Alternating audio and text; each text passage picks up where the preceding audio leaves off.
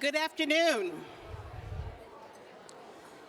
Please take your seats and do continue to enjoy your meal as we begin with the presentation part of this afternoon's program.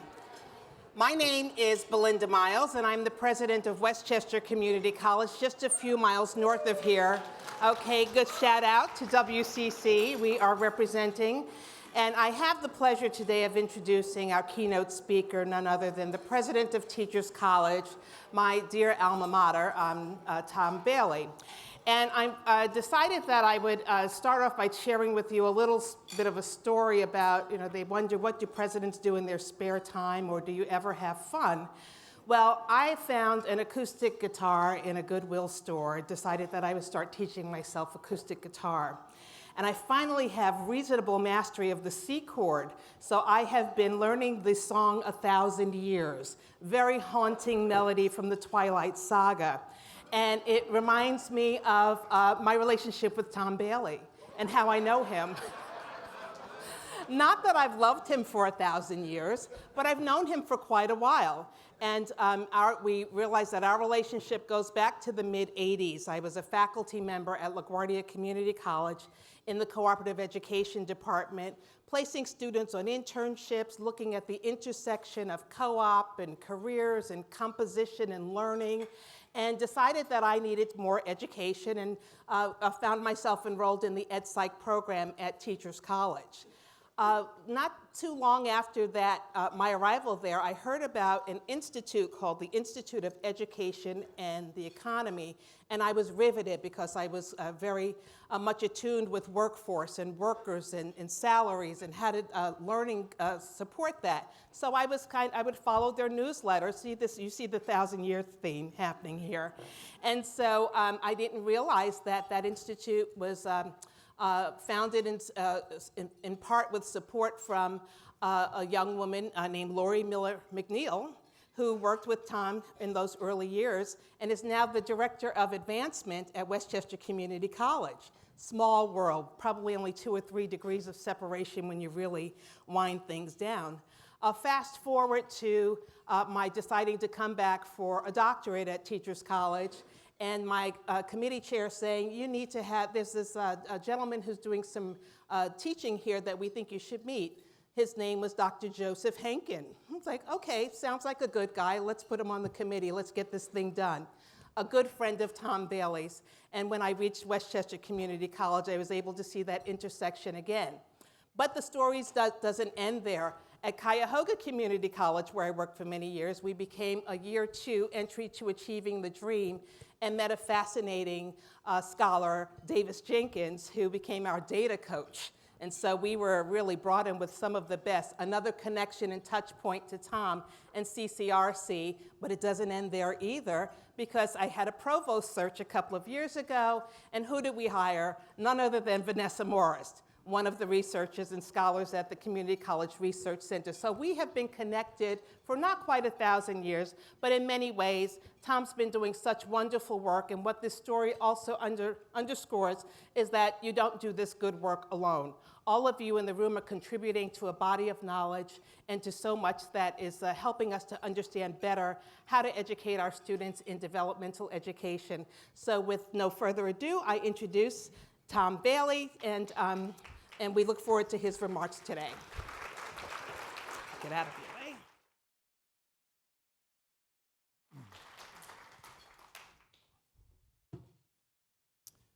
All right, thank you, Belinda. Actually, now that I'm president of Teachers College, I get to be proud about our alums.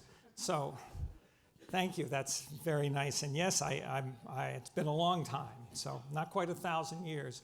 All right, well, I've got to say that I'm really delighted to be here. I sort of feel like I've been out of this world for 18 months or so since I've been president of Teachers College, and it's really great to come back and to get to meet people I've known for a long time and think more about these issues.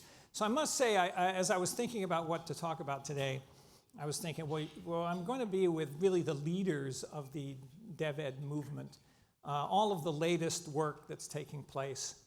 And so, first of all, I said, well, it's been a couple of years since I've been in a day-to-day activity, so it would be like a short Rip Van Winkle. You know, if I came back, would it still be the same? Will I find things are really different? And there's certainly been some progress. But at the same time, I thought maybe what I could do is think about the history, where we've come from. And I want to say that I think right now we're in a developmental ed movement. And I think back of when CCRC started in 1996, what were we thinking about at the time? So I want to talk about that, and I think there was discussion of developmental education there. So I'm going to contrast that to the type of movement that we have now, which I think is much more significant. And I'll try to talk about some general developments in data and research and the way we think about reform on the one hand, and then some specific data points or conclusions that I think have really driven this.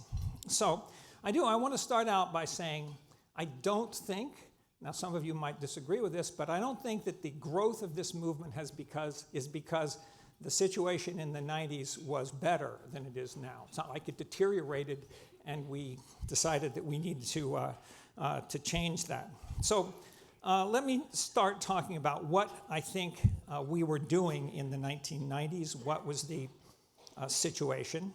And actually I asked Hunter Boylan, who many of you know, I know, to tell me about the history of Dev Ed, and he sent me some material from the 19th century, and I said, no, I don't want to go back quite that far, but I guess we've been dealing with this for quite a while. So I want to say that what were we talking about? And I've got to say that I would say the first 5 or 6 years of CCRC up until the beginning of this century, I don't think we did anything on developmental education. It wasn't really a topic that was, there was a lot of controversy about. I think we did one study by Dolores Perrin on contextual education, but I don't think that was particularly about developmental education. So now I do think that when we started Achieving the Dream in about 2003, what were we talking about then? So let me see if I can get this to work.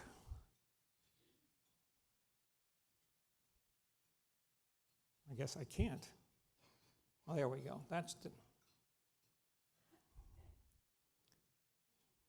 There you go. All right. Thank you, Nikki. Your encouragement there got me through.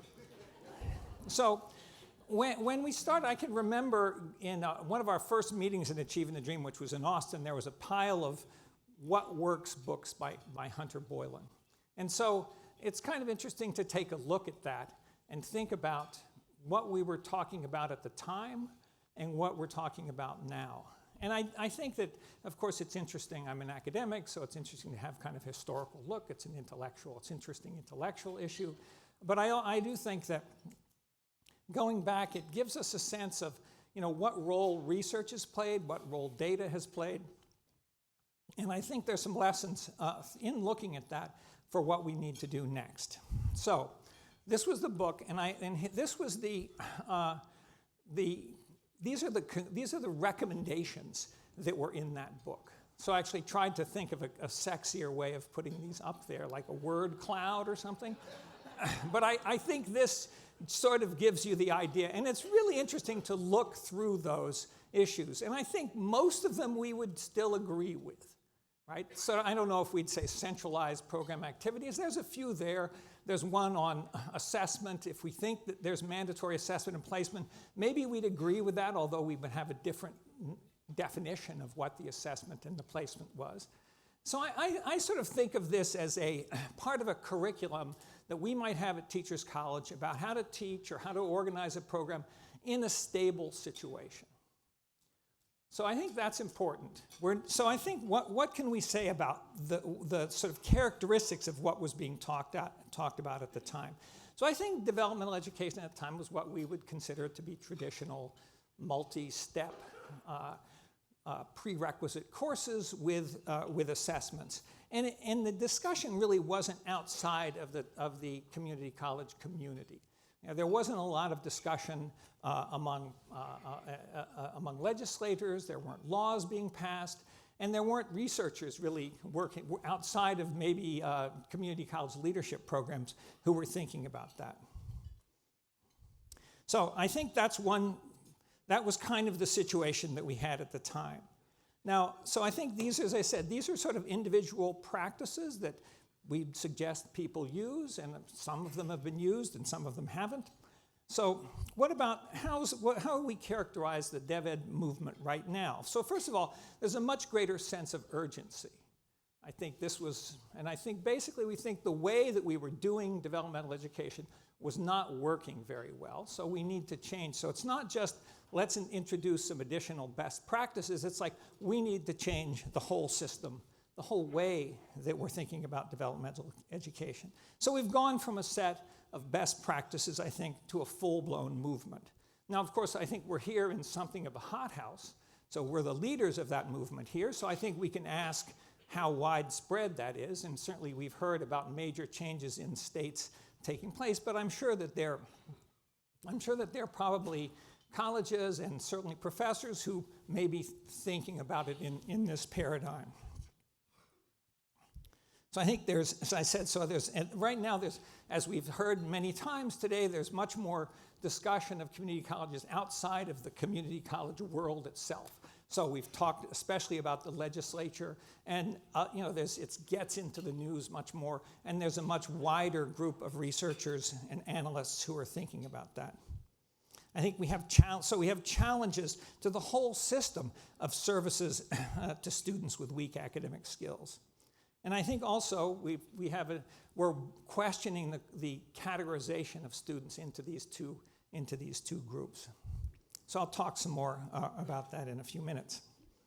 All right, so I want to talk about two broad groups of factors that have led to this change. So first of all, I think we've had a deteriorating view of post-secondary education.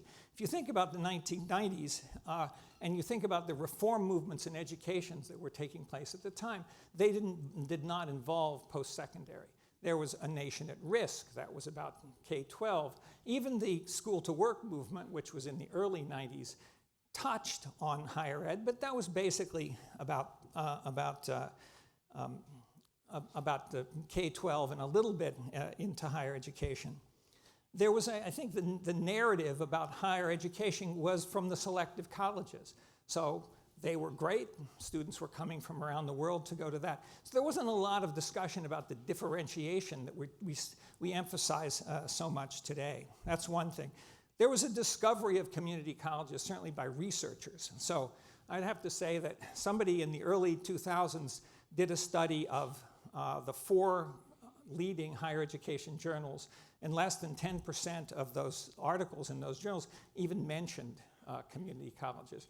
In the early days, there was a handful of community college researchers. One of them is here today, Kevin Doherty, who was like a real pioneer in this study. But really, you could have gotten all the serious education community college researchers around one of these tables. And they weren't talking that much about developmental education. The issue at the time was more about the diversion hypothesis, or how community colleges were diverting students from going to getting bachelor's degrees, which is what we thought people needed to do.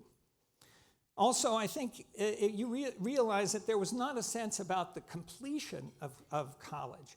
The student right-to-know data, that the graduation rates that we all think are bad, nevertheless, they came out in 2000.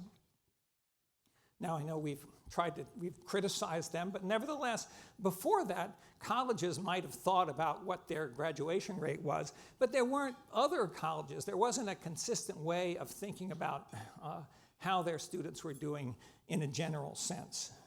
So I think that's, as I said, I think we've criticized that, and we know those are inadequate, but at least it gave us a sense of what was happening, and those numbers were so low. Actually, Bridget showed one yesterday where a college in Texas was like 8%. Okay, double it or triple it, it's still a low number. And to have a national discussion about that was something that we weren't really able to do. Now there's also a much greater availability of longitudinal data.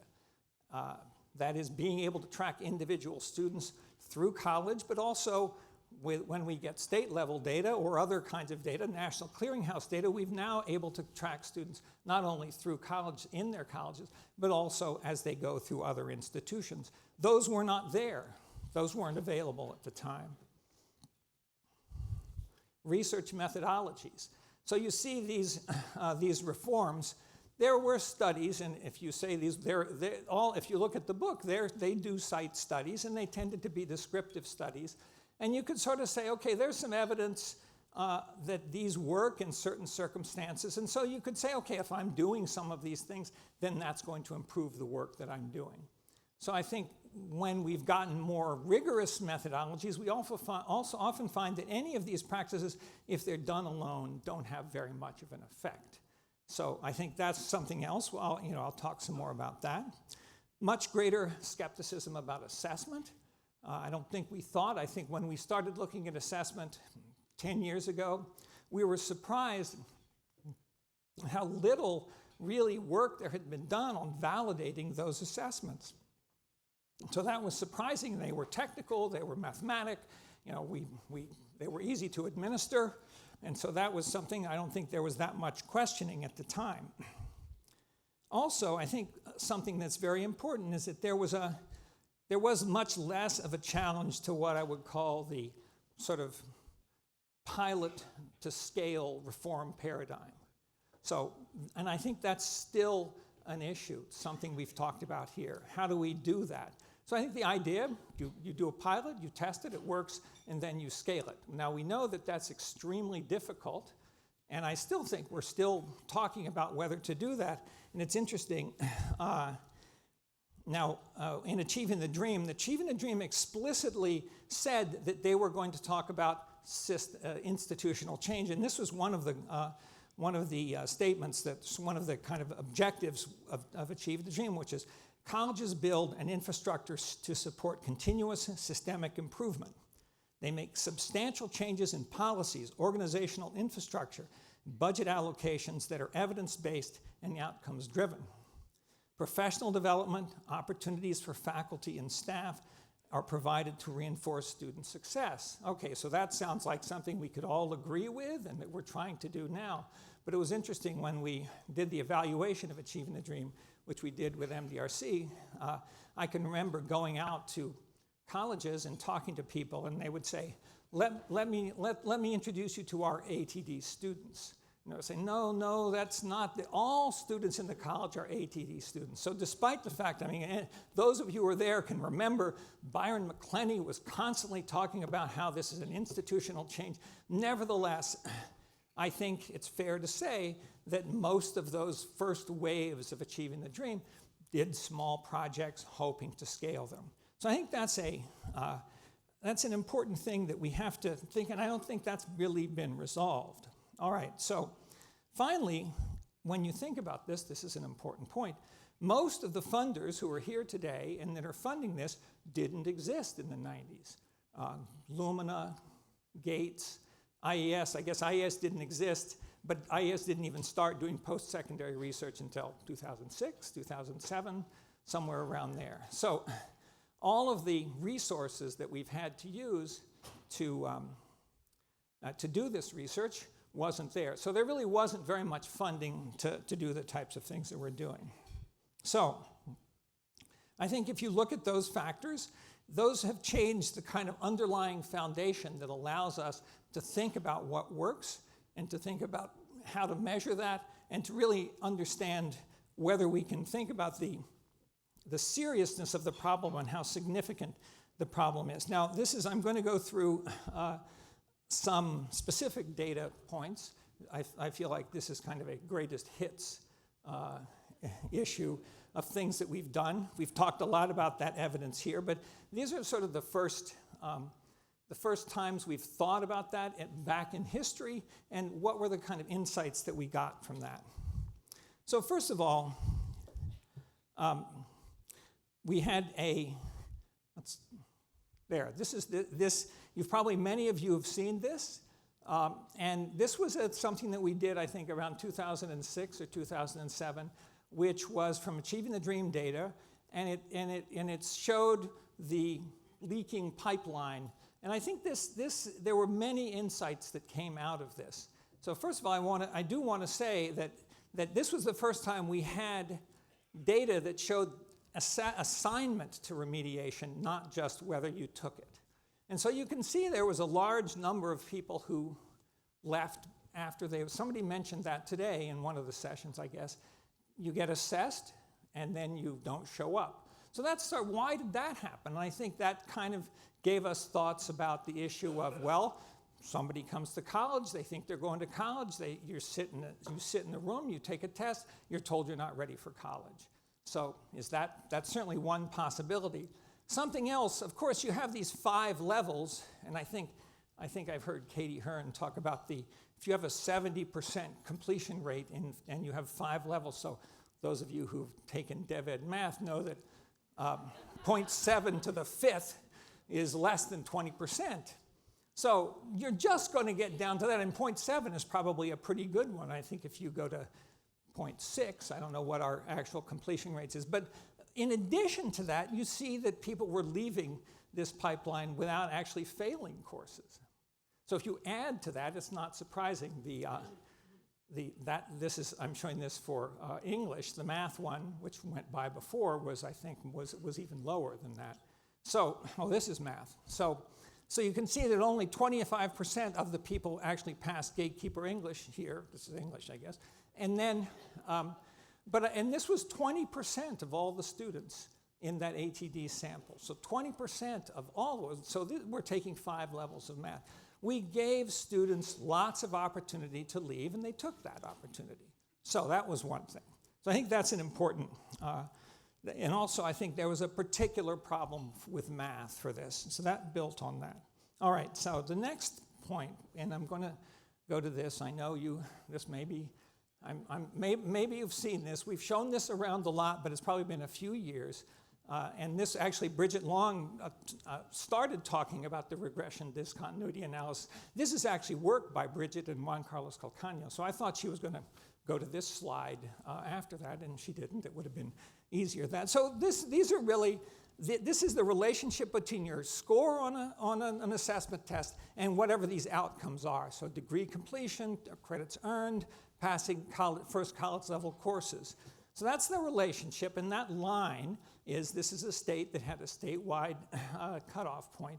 So basically, the students below the line were in developmental education, and the ones above the line weren't. That is, they went into college level courses. So if developmental education was really working, you'd see something like this. So that local treatment effect, that would be a positive effect. Now that was interesting because people said, well, these are students. What we said is that students only got up to where the developmental students didn't do any better than the other students. Well, that's true, and people say, well, that's what we want. But in fact, the students right above and right below that line were pretty much the same. So I think this one is for. Is this for math? I can't read it up there in English and math. So I think that was important because that pretty much said, look, we have this whole system and it's not working very well. Okay, that was done in one state, and you can see that Shauna Jaggers put this together. The blue is where this would be positive. The sort of dark red is negative, and all the others are null. Null meaning that we put these students through developmental education and they did not improve. So that's not a good thing because they've wasted their time and their money to get that far. Okay, so that was the next point. And then this point, this is the data that we did on assessment. This was Judy Scott Clayton's. And I know this is, Elizabeth talked about that this morning, but this shows the relationship between your test score and your probability of being successful in a college level course. And the lower one is a B, the middle one is a C, and the upper one is passing. So what this really, when we did this research, and Judy came out and said, look, 25% of students assigned to developmental education could get a B in the college level course, people were shocked. Of all the wonderful things we did at CCRC over the years, this one got into the Times. There was a journal, there was an editorial in the Times that talked about this. And I think this really shows it's really not surprising that you're going to get lots of people in developmental education who don't need it, because this relationship is not it's not looking like this. This is what we really think is happening, right? Or this is the theory behind. So there's going to be some score where if you fall below that, you'll be a failure, and if you get above that, you'll be successful. So it's true. We talk about how our assessments aren't very accurate. They don't predict, and that's true. But I think the real problem is that people aren't like this. Whatever assessments you have are not going to come to some sharp cutoff of this kind. So I think what this really says is that we can't categorize students into two categories. That if you're going to do that, that's going to be a significant problem. And I think this is a basis of a lot of the issues that we have. Okay, now, let me talk a little bit about the solutions to this. So, what does research tell us about and we've heard about all of that today. I don't need to spend too much time talking about that. But so first of all, we had our National Center for Post-Secondary Research, which was our first IES-funded center, which started in 2006 or 2007. And basically, we did two big studies. One was on a one-semester learning community, and one was on a summer bridge program. Both of those essentially found that there was some modest short-term impact that faded. So these two big studies sort of suggest that you can't have a short-term intervention that actually has a strong effect. And when you really step back and think about that, that's not surprising. I wonder, after we did that, I said, why did we think that was actually going to work? Right? So I think that's one thing. So that was the negative part. And learning communities, by the way, which had been a big thing in Achieving the Dream. I think most of the initial Achieving the Dream colleges did learning communities. And so this was kind of difficult to talk about. I think the next one, so those short-term interventions didn't work. This is the co-requisite, which comes from Peter Adams' Community College of Baltimore County ALP program. I'm sure that Peter has a very high status airline position from the many places he's gone around the country to talk about this. But we've seen this, and I think basically, the overall conclusions, there's different things here, which is that we can use co-requisites to get students into college level courses at much higher levels and to get them through that. So I know there are differences, and obviously there's an issue about whether or not they are consistent with the model or not. So that's one thing. Secondly, of course, I don't need to talk about the assessments. There's some modest, I think, improvement that we heard about this morning. I think the Long Beach work that John Hetz has done showed us somewhat more positive or larger effects than we had this morning. But I think that, as I said, any kind of assessment is not going to easily divide people. We can do a better job, but I think that can only be part of the overall solution. Math pathways, something else which we've talked a lot about, and that really, the insight there is that we can connect students better to connect developmental education to the college level courses that they're having. So I think that's the short-term things don't work. We can use pathways, we can do better assessment, we can do co-requisites, and all of those things, I think we're confident that we can use those to get many more students into college-level courses. All right, so what happens after that? Now, I think that the next point is that, that's not enough. There's two problems with that. First of all, even those improvements don't get us as far as we want to go. If we get up to 40% who get into college-level courses, we need to get farther. And then I think we still are looking at the long-term effects of those. So in that case, we're into comprehensive reform. Now, I don't think this should be controversial. We've talked about that all day. about that DevEd can't just be a standalone reform. It has to be connected to broader reforms that take place in the institution as a whole. So we have some of those. Certainly we have ASAP. ASAP, which has had very good results, significant improvements. And I'd say that that is a comprehensive reform that is based on the student. So it provides resources and financial assistance, counseling to students, and it follows them all the way through their experience in college. So it's not just stopping at developmental education. Now, pathways is another one. How many people have not seen this slide? Somebody hasn't seen it? I was going to say, if anybody hadn't seen it and I were still director of CCRC, I'd have trouble with Davis Jenkins on that. So I think the point about this is this just makes the comprehensive point. And if you look at the DevEd, we always emphasized with pathways that we were talking about an onboarding process that certainly included trying to have resources and services that you can provide to students who come in with weak skills. But it needs to be that can't be alone. It needs to be a part of both a set of services that help people make their decisions and also that provide them those academic boosts that they need and then puts them on a pathway. And this is, I won't go through this, but these are the principles. Those of you who went to the Pathways session yesterday will have seen this, but it's a different way of thinking about developmental education in a Pathways content. Now, I've got to tell you that when I became president, many of my friends here said, well, you've been telling us what to do. Now you're going to have to see it yourself. And I have really been surprised at how much I've benefited from the experience I've had with community colleges. The futility of trying to change one part of the institution. I think Uri this morning talked about how, you change something and the data issues and then the registrar has something to say, et cetera. So I think that's a crucial point.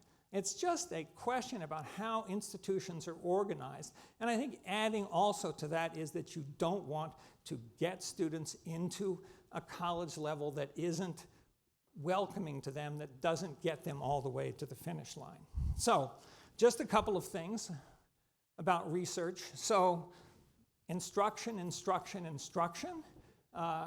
Actually, Bridget yesterday said that there was growing study of instruction in higher ed. I think that's a generous interpretation of that, although two of our faculty have just published a book on teaching in higher education, so you should take a look at that. I'm just amazed at how little there is, especially if you think about K-12, where that's so much of what they're talking about. Effective teaching with heterogeneous classes. This is an issue that we've talked about whenever we have co-requisites or whenever we have policies that put people directly into college-level courses. People in Florida who are doing that are addressing this. And so, as an institution training teachers, what is it that we can do to train teachers to be able to do that? The interesting thing is we already have heterogeneous classes because we can't really assess. It's just that we pretend that we don't and that we have a system where we can divide people. So we should accept that. Whether we change this or not, that's going to be the reality. Students with very weak skills, we've talked about that. The ones for whom co-requisites don't work, I think that's an issue. The college ready. The quote college ready, I think we have done some more research on teaching for developmental ed students, but at the same time, we haven't thought about what to do with all of the students. So I think that's important. Interpretation, implementation, and scaling. So this is a huge issue. I think it's a lot easier to actually mount the experiment than it is to think about scaling it. And I just say to the funders, we need to have more of an emphasis on what happens to implementation. We've talked about that all the time, but I can say that it's difficult to raise money to do that. At the same time, I think as a university president, we don't give our faculty much incentives to do that kind of work. So I just think there's much more emphasis in research that we do on figuring out whether something works, very important, than there is on thinking, okay, this works, how do we get it out to the rest of the college, the rest of the world? And institutional effectiveness. Now, I talked before about rigorous research, and I think that's true. That's made a huge impact. It's a huge benefit. But at the same time, it's very hard to do that kind of research when you're having a full institutional change. I always thought, well, could we randomly assign 50 of the California community colleges to guided pathways and have the other ones have business as usual? That would probably be a sample size large enough. I don't think that's going to happen. So those are things. So I really think that we've talked a lot about the question of implementation and scaling. We need to do more of that. We need to take that more seriously. And we really have to study that. Now, let me just say something that I think is particularly important for what we're doing today. When you really, I've always had a lot of respect for community college faculty and staff. Then they don't just say, well, if you gave us good students, we'd have a good job. We'd be able to do that. I've certainly heard that, but nevertheless, that's one thing. But something else that I think is important is that, you know, we've been a bunch of researchers that have come to community colleges and said, what you're doing doesn't work. Now, a perfectly reasonable response to that would be, you don't know what you're talking about. You know, you went to selective colleges, you're teaching in selective colleges, you don't know, you don't have experience working with these students. And we've not heard that. Well, I guess we've heard that to some extent, but generally we have not.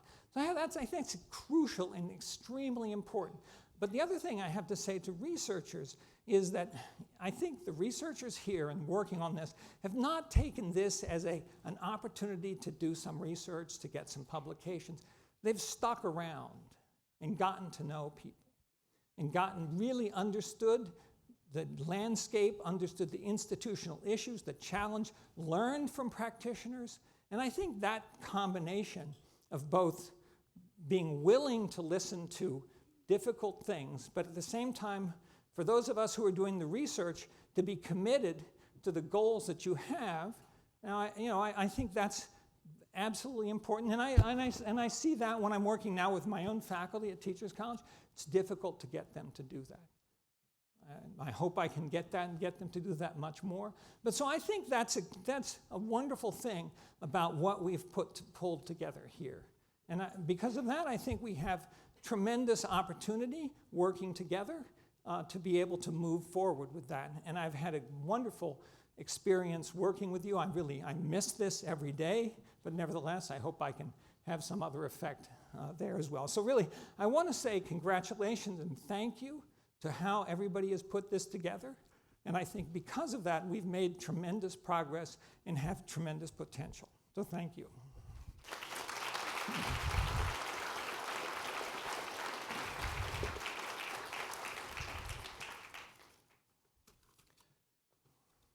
So now Belinda and I are going to have a conversation.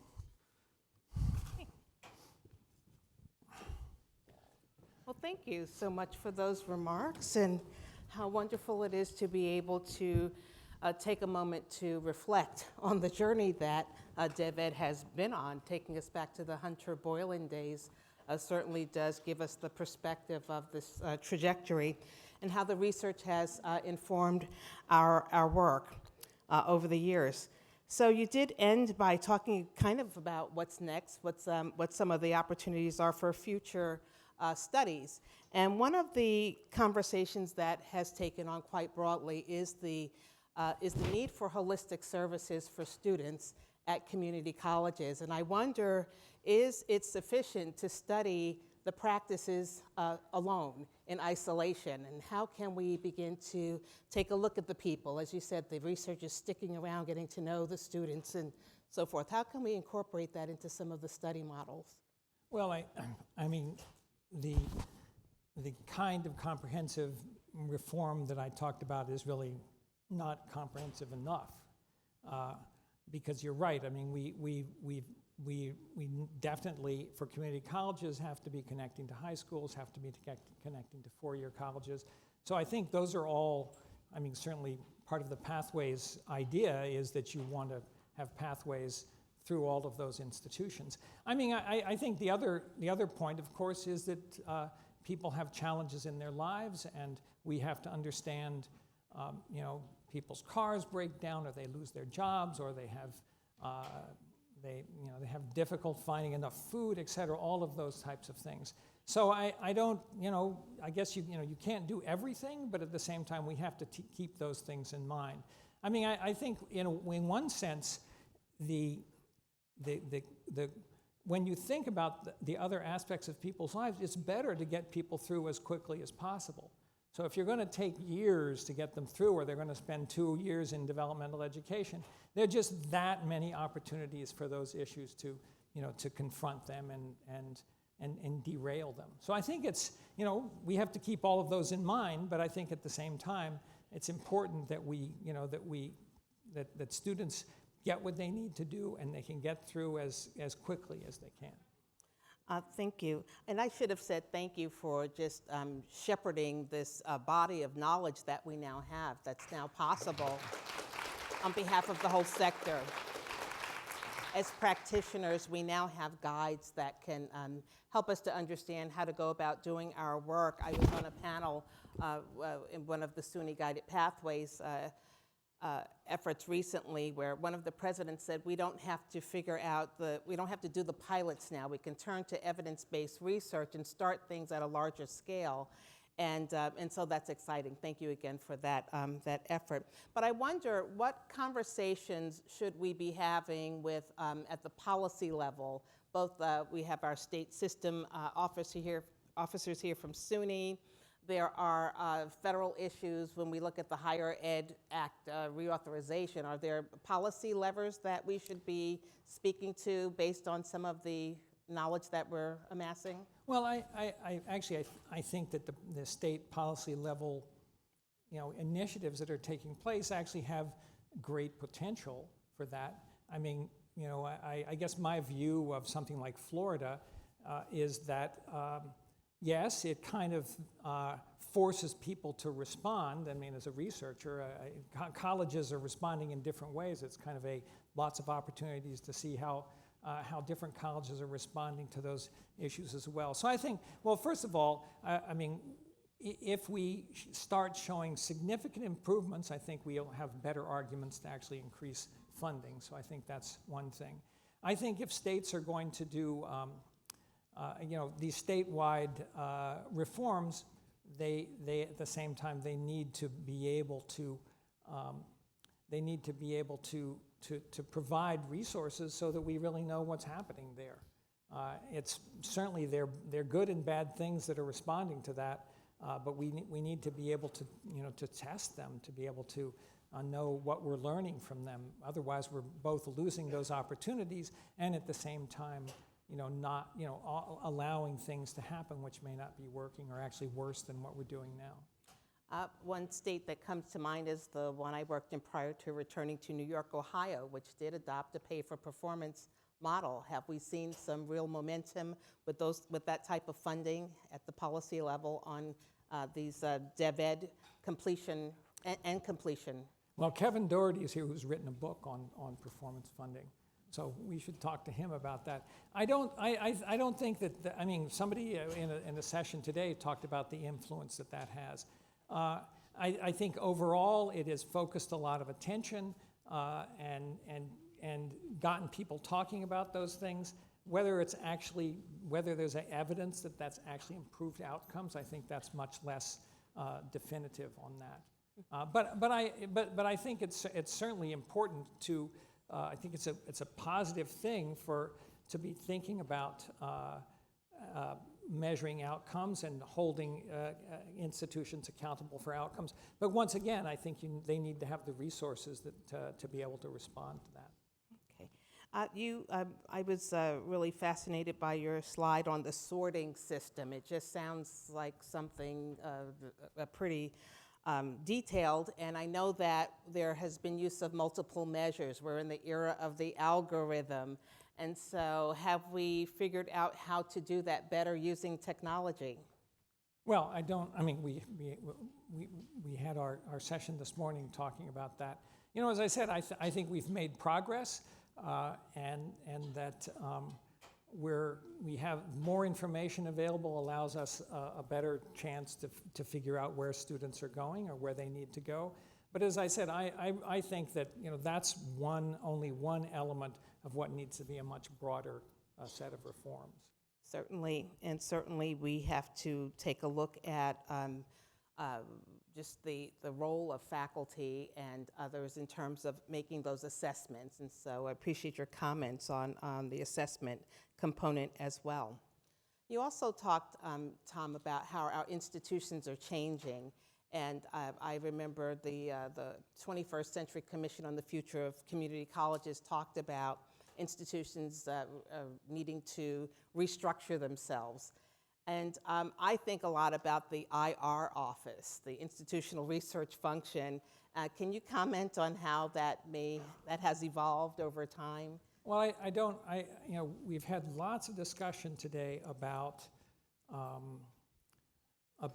fidelity to models, about trying different models.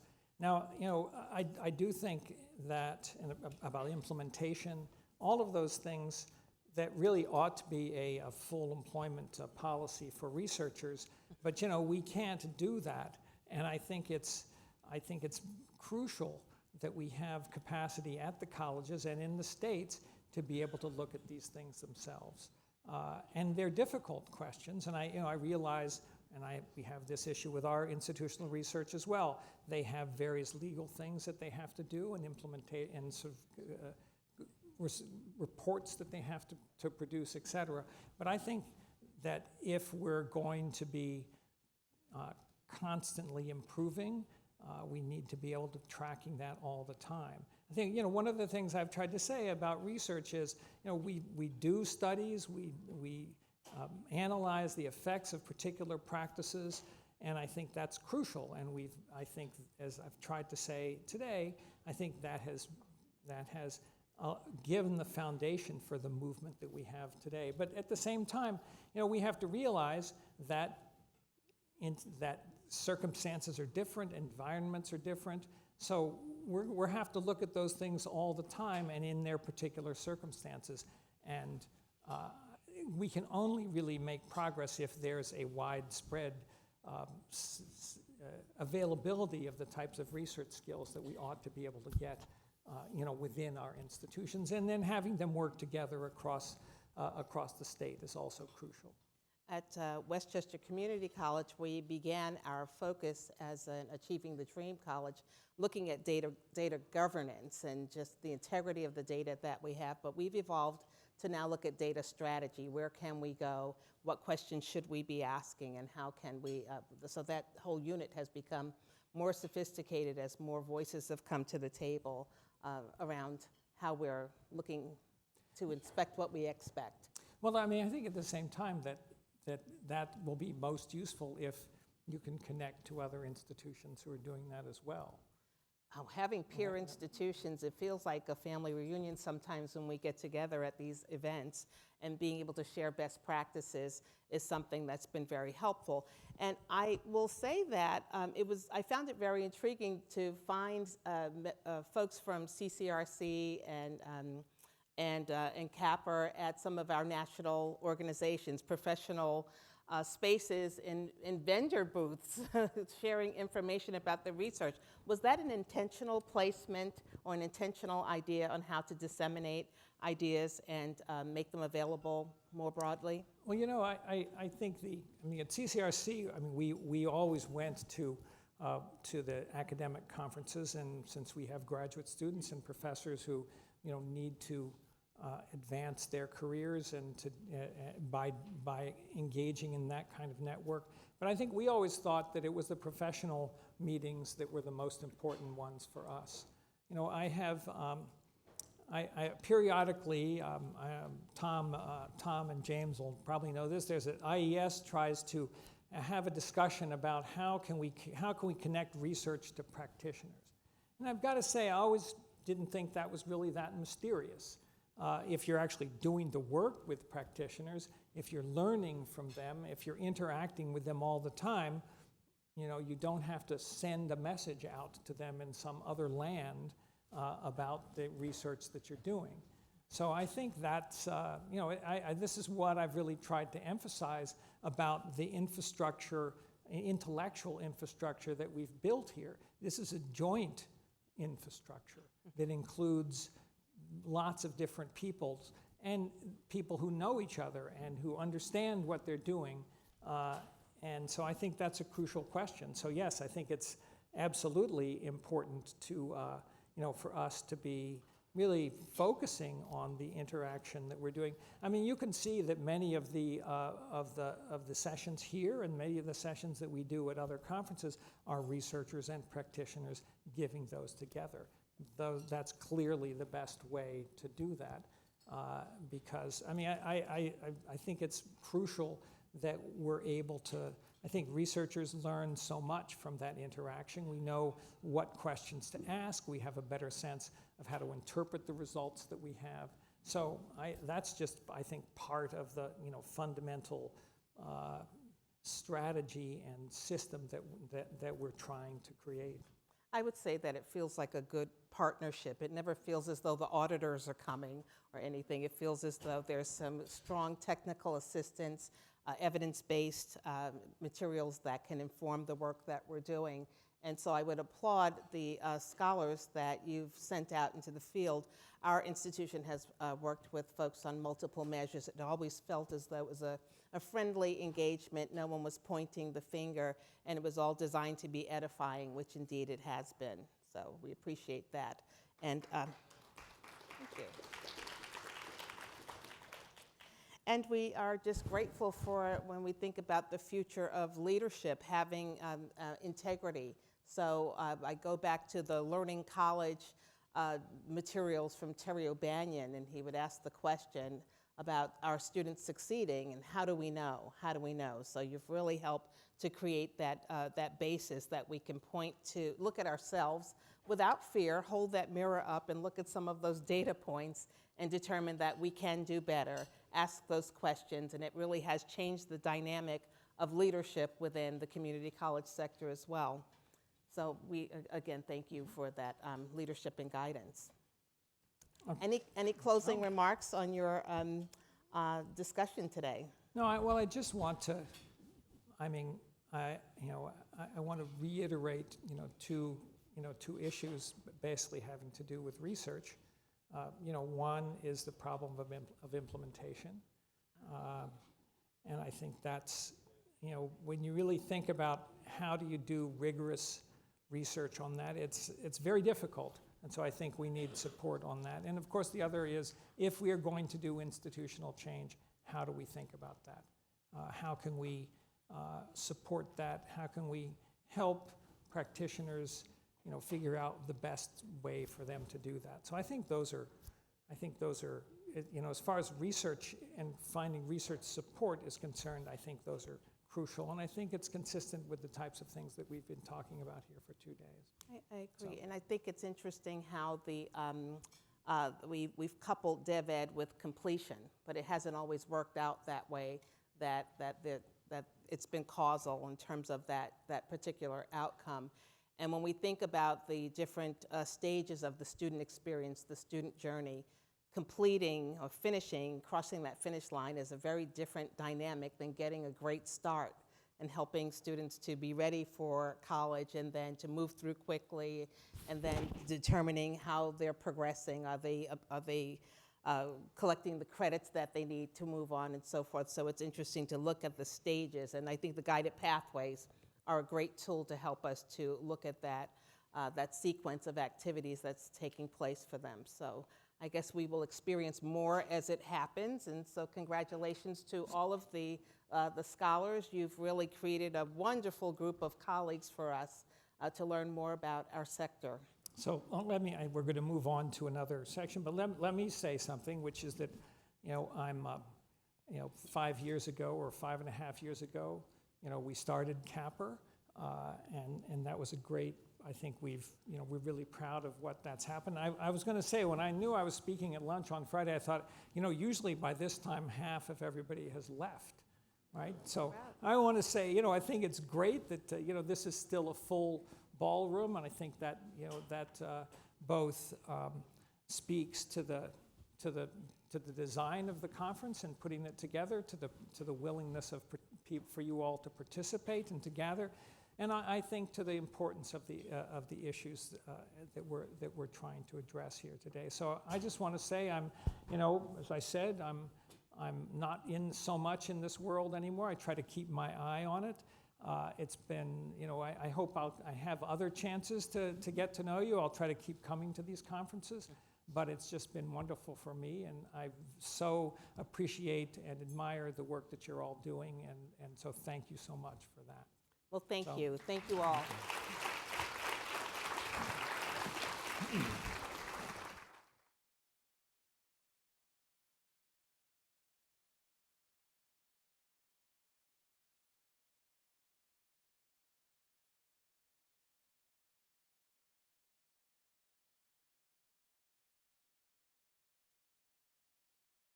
Thank you, everyone.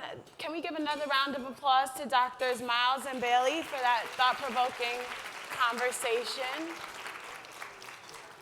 I'm Jessica Brathwaite. Am I really loud?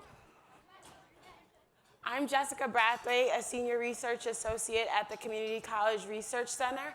For the past 6 years, I've been researching topics related to developmental education. I feel odd. So, it's been really great to be a part of this conference, to be a part of this conversation. There's so many thoughts circulating now related to developmental education reform and research. And I'm sure that you're in a similar position where there's a lot of thoughts going on, a lot to think about, a lot to plan for. So I wanted to take a few minutes today to collect those thoughts, to share those thoughts amongst us. We're going to do some interactive polling. If you remember yesterday, Nikki outlined the goals of the conference, and the last goal is to really drive this work forward, to make sure that we not only take account of where we are in this space, but start to plan for the next decade of developmental education reform, right? So we're going to do some interactive polling. If you have done interactive internet polling, can I see your hands? Oh, tech savvy, awesome. How many of you have used Poll Everywhere? Oh, even better. Okay, great. So what we're going to do today is a series of interactive discussions. So we've identified three big buckets of topics, three big buckets of research topics within the DevEd reform and research space. We're going to ask you to prioritize a few topics within those three big buckets, and then we'll ask you to provide your own topics and let us know what's important to you in this space. So if you start getting your phones out, or your tablets or your laptops, any internet accessible device will do. So what you're going to do is in your browser, or if you're in a browser, you can go to pollev.com. So you can pull out your phone, type in pollev.com, pollev.com. There are also directions on your table, printed directions of how to get in. And also, if you're having issues, raise your hand, and a CAPR team member will come over and help you. Looks like you're all doing great. So if you're in the app, you're going to enter CAPR. Well, if you're in the app or on the website, you're going to enter CAPR 702, CAPR 702. If you're having issues with connectivity, you can go on airplane mode, and then you'll just be on the Wi-Fi network. The Wi-Fi's password is on the table, but by a show of hands, how many of you are in? Awesome. Anybody still having big problems? Can a CAPR team member, there's a lady over here that needs some help. Thanks, Beth. Someone's coming over right now. So you should be in a screen that looks like this, yes? Nodding heads? Awesome. So this is the ranking screen. This is where within those three major buckets, you're going to rank your priorities from important to not important. So This is a test question, an easy one. Who makes the best fries? When you tap, do you see these arrows coming up and things like that? Awesome. So, we already have people voting already. So this is the live polling aspect. Everybody's choices are going to start to come up. We have some McDonald's lovers here. You guys clearly haven't been to Burger King in a while. These are good fries. Everybody comfortable with the polling technicalities? Everybody feeling good about this? Good. So let's get into it. The first big bucket of developmental education research, assessment and placement. If you don't mind, please rank these 4 topics from most important at the top to least important. You're going to use the arrows to move up and down. We have impact on equity. And we talked about this morning in terms of the multiple measures study. Implementation resources. What do colleges need to actually implement assessment and placement reforms? We have, they're moving, adequate student supports and policy obstacles. So it looks like the impact of assessment and placement reforms on equity is a big theme here. So don't worry if your topic didn't come up, if it's not one of these 4. Here's your chance now on your phone to enter the topic that is most important to you. You can submit as many individual responses as you'd like. They won't show up on the screen, but we, the CAPR team, will be looking at your results, analyzing them, and using them to inform the research that we do going forward. So take your time and let us know what you're thinking about regarding assessment and placement. I see responses coming in, looking good.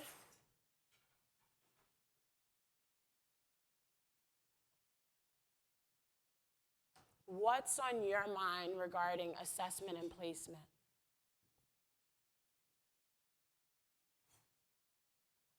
Just take another 10 seconds or so. I see a lot of heads looking up at me. Looks like I've exhausted your brains maybe on assessment and placement right now. If you could, I see results still coming in. I'll give it another couple of seconds. And we've got 100 results.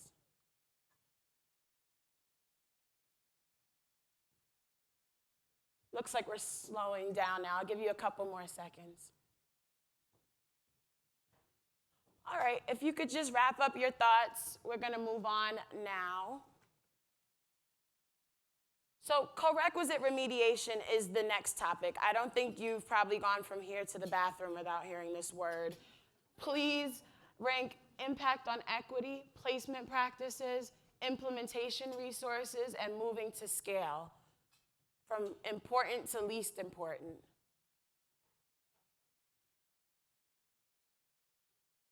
Looks like placement practices and impact on equity are having a little battle here.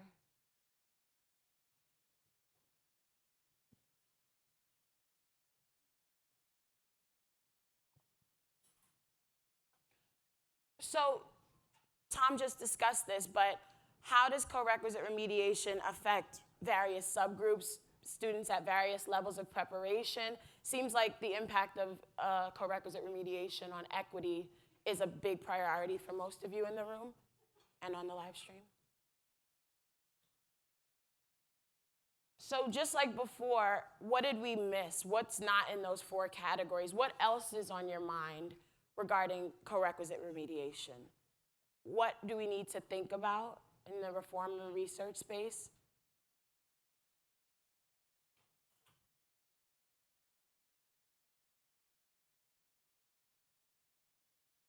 What are you thinking about in terms of co-requisite remediation?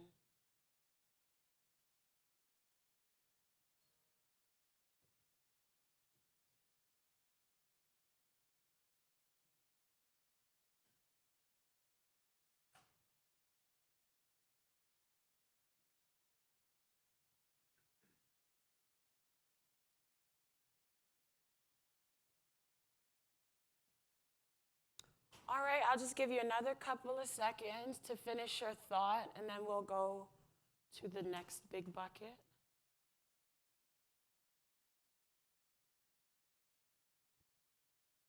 All right. They're still coming in quite quickly. All right, if you could wrap up your final thoughts, let's move forward. I don't want to cut you guys off. They're still coming in pretty fast. These are important things. All right. Last of the major categories in DevEd reform and research, teaching and learning. We heard Sue Bickerstaff in the panel yesterday talking about the need for professional development. We have how to support adjunct faculty, which are a growing number, how to measure student learning. There's a lot here that we don't really know much about, but please rank order these topics on how important they are to you.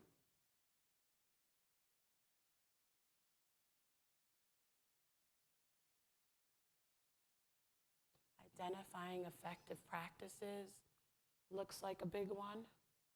Faculty development, followed by measuring student learning and supporting adjunct faculty. Thank you. So I'm going to move to the next. What else should we be prioritizing? Like I said, and like we learned from the session yesterday, there's a lot to learn in regard to teaching and learning. It's an open field right now. So what else should we be prioritizing? Submit as many responses as you'd like.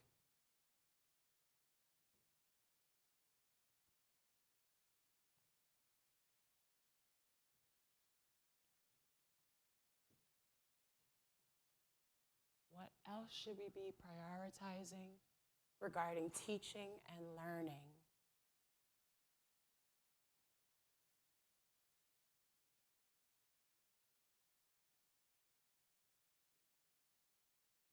The responses are still coming in. Submit as many as you'd like.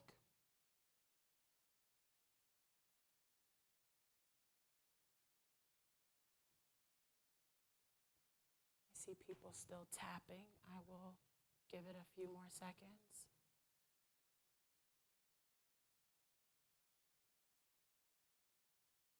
Okay, most of you are looking up, so I take that to mean your thoughts are winding down. I'll just give it 5 more seconds, and then we will move forward. Okay, good. So, oops, I forgot to delete the test results. So you can ignore those. Thank you. My CAPR staff helped me last night. And clearly we were getting ready to go to dinner. Oh, terrible. Anyways.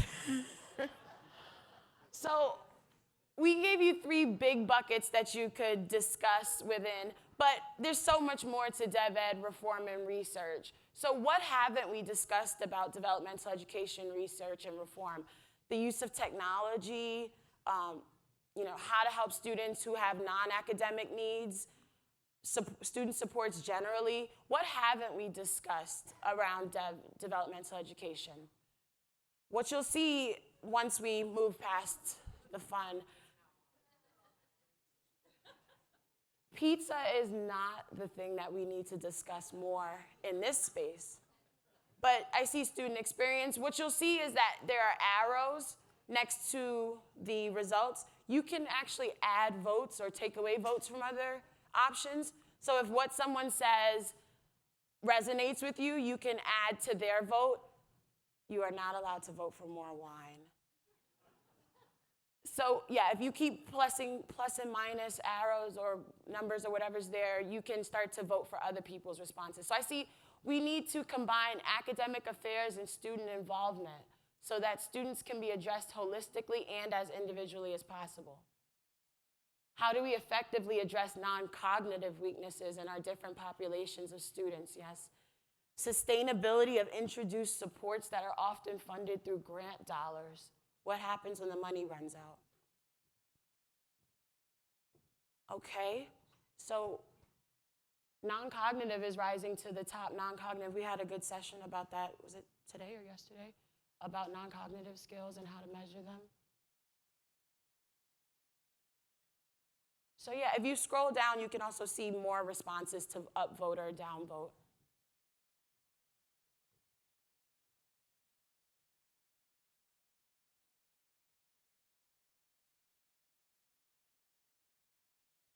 Okay, it looks like things are leveling out now. Okay. So we've talked about so much about where we've come over the past decade, what we need to do going forward, and it can be a little overwhelming or exciting. This is a good time, probably, we always say the field. This is the field in the room. This is most of the field. So it's a good time to do a temperature check. How are you feeling about the direction of DevEd reform right now? Are you optimistic? Are you worried? Are you pessimistic? Are you neutral? How are you feeling right now? This is happy. I've got neutral, we've got smiling, got a lot of smiling. The field looks optimistic. Wonderful. It's not what I expected as a, I didn't know what to expect, but it looks like most people are optimistic right now about the future of the direction of developmental education reform. And that's wonderful because we have work to do. So we look forward to doing it.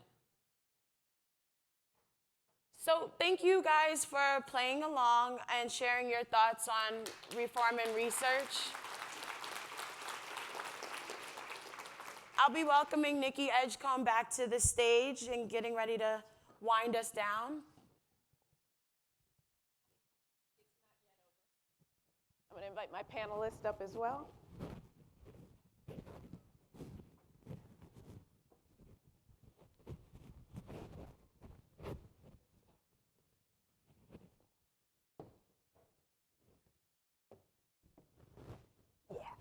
Where are you looking? Come on up. And I think we just have Tatiana. Okay. Oh, there you are. Let me see you sneak in. So good afternoon, everyone. To Tom's point, usually the ballroom is about empty now, so I'm appreciating you guys sticking with us. And we've got, I think, a really lovely treat for you. We tried to put together a group of folks here who all brought very different perspectives to this work. So we have system-level perspectives, we have philanthropy, we have research, we have institutional perspectives, and we wanted to get this group together to help us think about and reflect on what happens next. What do we need to be thinking about given where we are in the field? What are the types of things we need to be working on, thinking about? What kind of coalitions and partnerships do we need to be building? What kind of gaps in our knowledge do we need to be filling in order to drive the work forward? So this is a remarkable group of people. I'm super excited they all agreed to participate, and we're gonna have hopefully a lively discussion where we're able to bring through some of the threads that just came out in Jessica's polling activity and that have been parts of the conversations that we've had so far as part of the conference. So let me just quickly begin with introductions. We have, well, you know what? I'm gonna let them introduce themselves because I want actually them as part of telling, part of being here to tell their DevEd story. I want them to kind of situate themselves and their roles and then talk a little bit about what drives their thinking and their energy around DevEd. So let's actually begin with just a quick roundabout because otherwise I'll just waste more time. James, maybe you can start and just give us a perspective of where you're coming from and where you stand and where you're sitting and the things that you're working on, and then we can jump into the questions that we've been throwing back and forth. Sure, thank you. Just quickly, I'm James Miner. I serve as the Assistant Vice Chancellor and Senior Strategist at the California State University System Office. The Chancellor's office is located in Long Beach. I arrived 3 years ago to lead what has been labeled the Graduation Initiative 2025. The CSU is the largest and most diverse four-year system in the country, 23 campuses, 484,000 students across the state of California. The Graduation Initiative was established to dramatically improve graduation rates at the 4- and 6-year mark and to completely close equity gaps. That was as much a part of our agenda as anything. We looked at of all of the things that we could do to accelerate graduation rates and student success and to close equity gaps. Academic preparation and what happened to students in the first year was at the top of the list. CSU enrolls roughly 65,000 students each fall, and about a third of them were assigned to developmental education courses for no credit. On some campuses, students were assigned to as many as 3 developmental education courses before attempting a credit-bearing course. And I don't have to tell the group here about how that was playing out. It wasn't very good. We knew that unless or until we were able to sort of rethink how we approach serving students in their first year, we had no chance at achieving our graduation initiative goals. And so in August of 2017, the Chancellor issued an executive order that sought to do 3 things. 1, change the way we assessed and placed students. We did away with some standardized tests that we imposed upon students. We added high school transcripts and high school course taking. We also did away with standalone developmental education courses. And what's amazing here is the time frame, right? So we discontinued standalone developmental education courses and then expanded the breadth of general education courses that met the general education requirement for math and quantitative reasoning. That was August 2017. The effective date was August 2018. And so many of you know that is lightning speed for a university system as large as the CSU. But not without a lot of fits and starts. We got there, fall 2018 came, and no CSU student was assigned to a standalone developmental education course. We went back to the Board of Trustees, to community members, to faculty members a year later, and we said, look at the contrast from one fall to the next. An 8-fold increase in the number of students who otherwise would have been assigned to a developmental education course were passing lower division courses for credit, which is pretty remarkable. And I don't have to say again, the students who benefited the most were students of color, who were adversely the most likely to be assigned to a developmental education course. So it's been a great run for us. We're just completing our first full year of implementation and have lots of good news to share across each of our 23 campuses. So it's been great. Wonderful. Amy. Hi, I'm Amy Kerwin. I'm the Vice President of Education Philanthropy at Ascendium. We're located in Madison, Wisconsin. And I represent the philanthropy portion of the panel. Our mission at Ascendium is to help more students from low-income backgrounds achieve the higher education and career goals that matter most to them.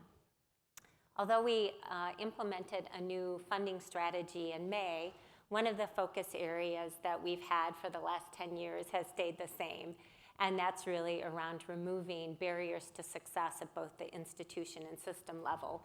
And I think developmental education embodies a barrier that can be removed at the institution and system level. So over the years, we've supported many of those in this room, both at the institution and at the research level, around reforms, including guided pathways, including new practices, as well as multiple measures. So we're excited to be here and continue this work with you.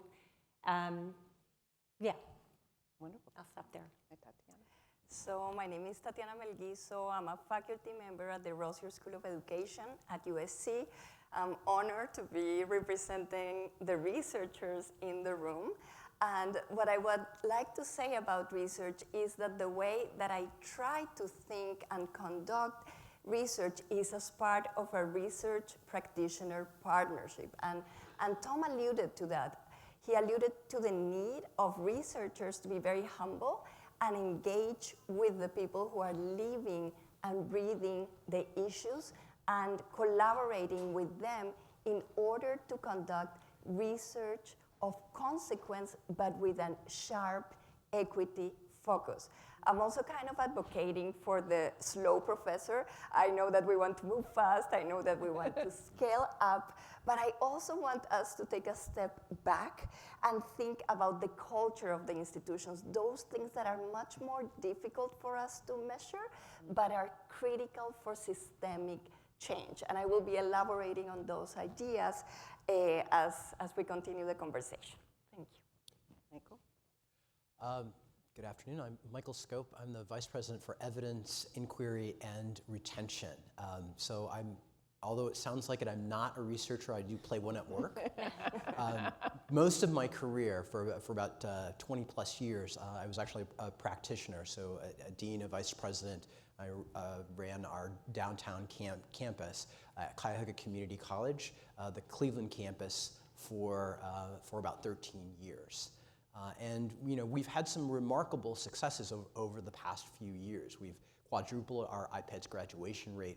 We've dramatically increased the overall graduation rate. And a lot of that has to do with our participation in things like Achieving the Dream and in our use of data, our creating systems so that we can track our students.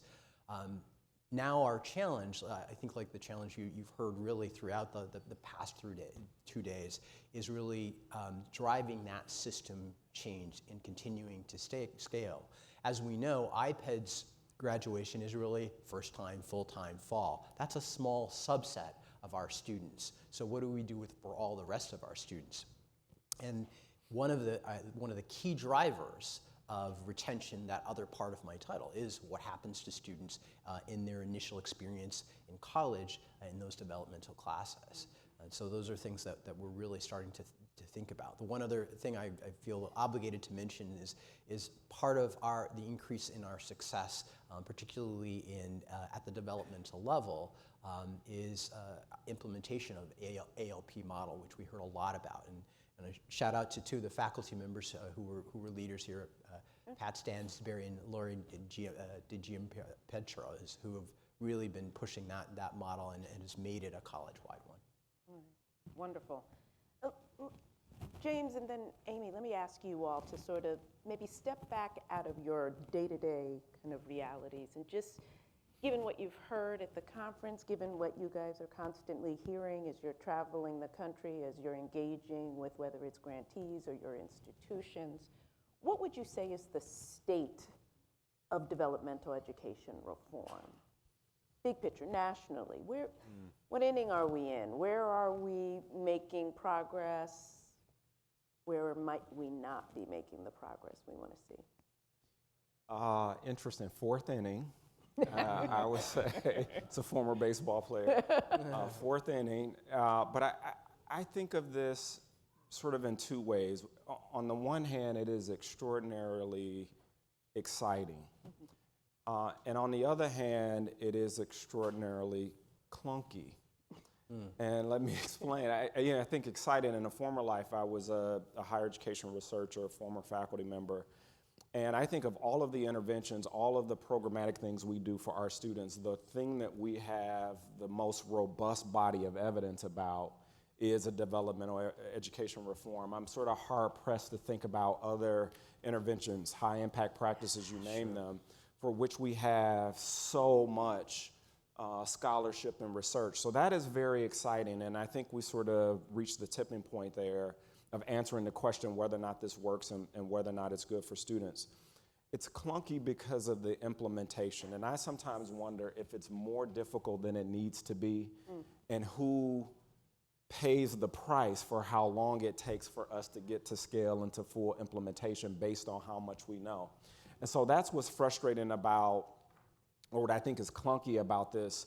When we started a couple of years ago, the realization for me today is that we really weren't organized or prepared to do what we were endeavoring to do. And I heard a couple amens in this corner. we weren't either. So that, I think, if we're in the fourth inning, truly, I think for states, for systems, for campuses, for institutions that are going to go this way, we have to get better at what's the learning to make the next institution that's going to go down this path much more efficient in actually getting to the end goal. And for sure, there are things that are complicated that we all need to navigate in the university system. But I think when you have this much evidence that something has a benefit and it's so positively consequential for students, it shouldn't take us so long and it shouldn't be so complicated in my view. And I think of a fulcrum, and I think that we're nearing the tipping point. I don't think we're there, but I think we're nearing the tipping point, and in 3 areas specifically. First, I think we're close to moving the reforms that we know work, moving those from a slow and sporadic implementation, both within and across colleges, to a much wider scale adoption. The second area there, I think, where we're nearing that tipping point is in recognizing the connections that need to be made between interventions and systems so that reforms that we know can work actually do work. And that includes really supporting faculty, advising, IT, financial aid, finance, enrollment management, really understanding how to support those connections so that they can be successful. And then the third tipping point is I think that we're really starting to gain an understanding for those groups of students for whom the reforms that we've been talking about over the last 2 days currently are not working. Wonderful. Tatiana and Michael, so as we've heard mentioned, there's still a lot we need to do, a lot we need to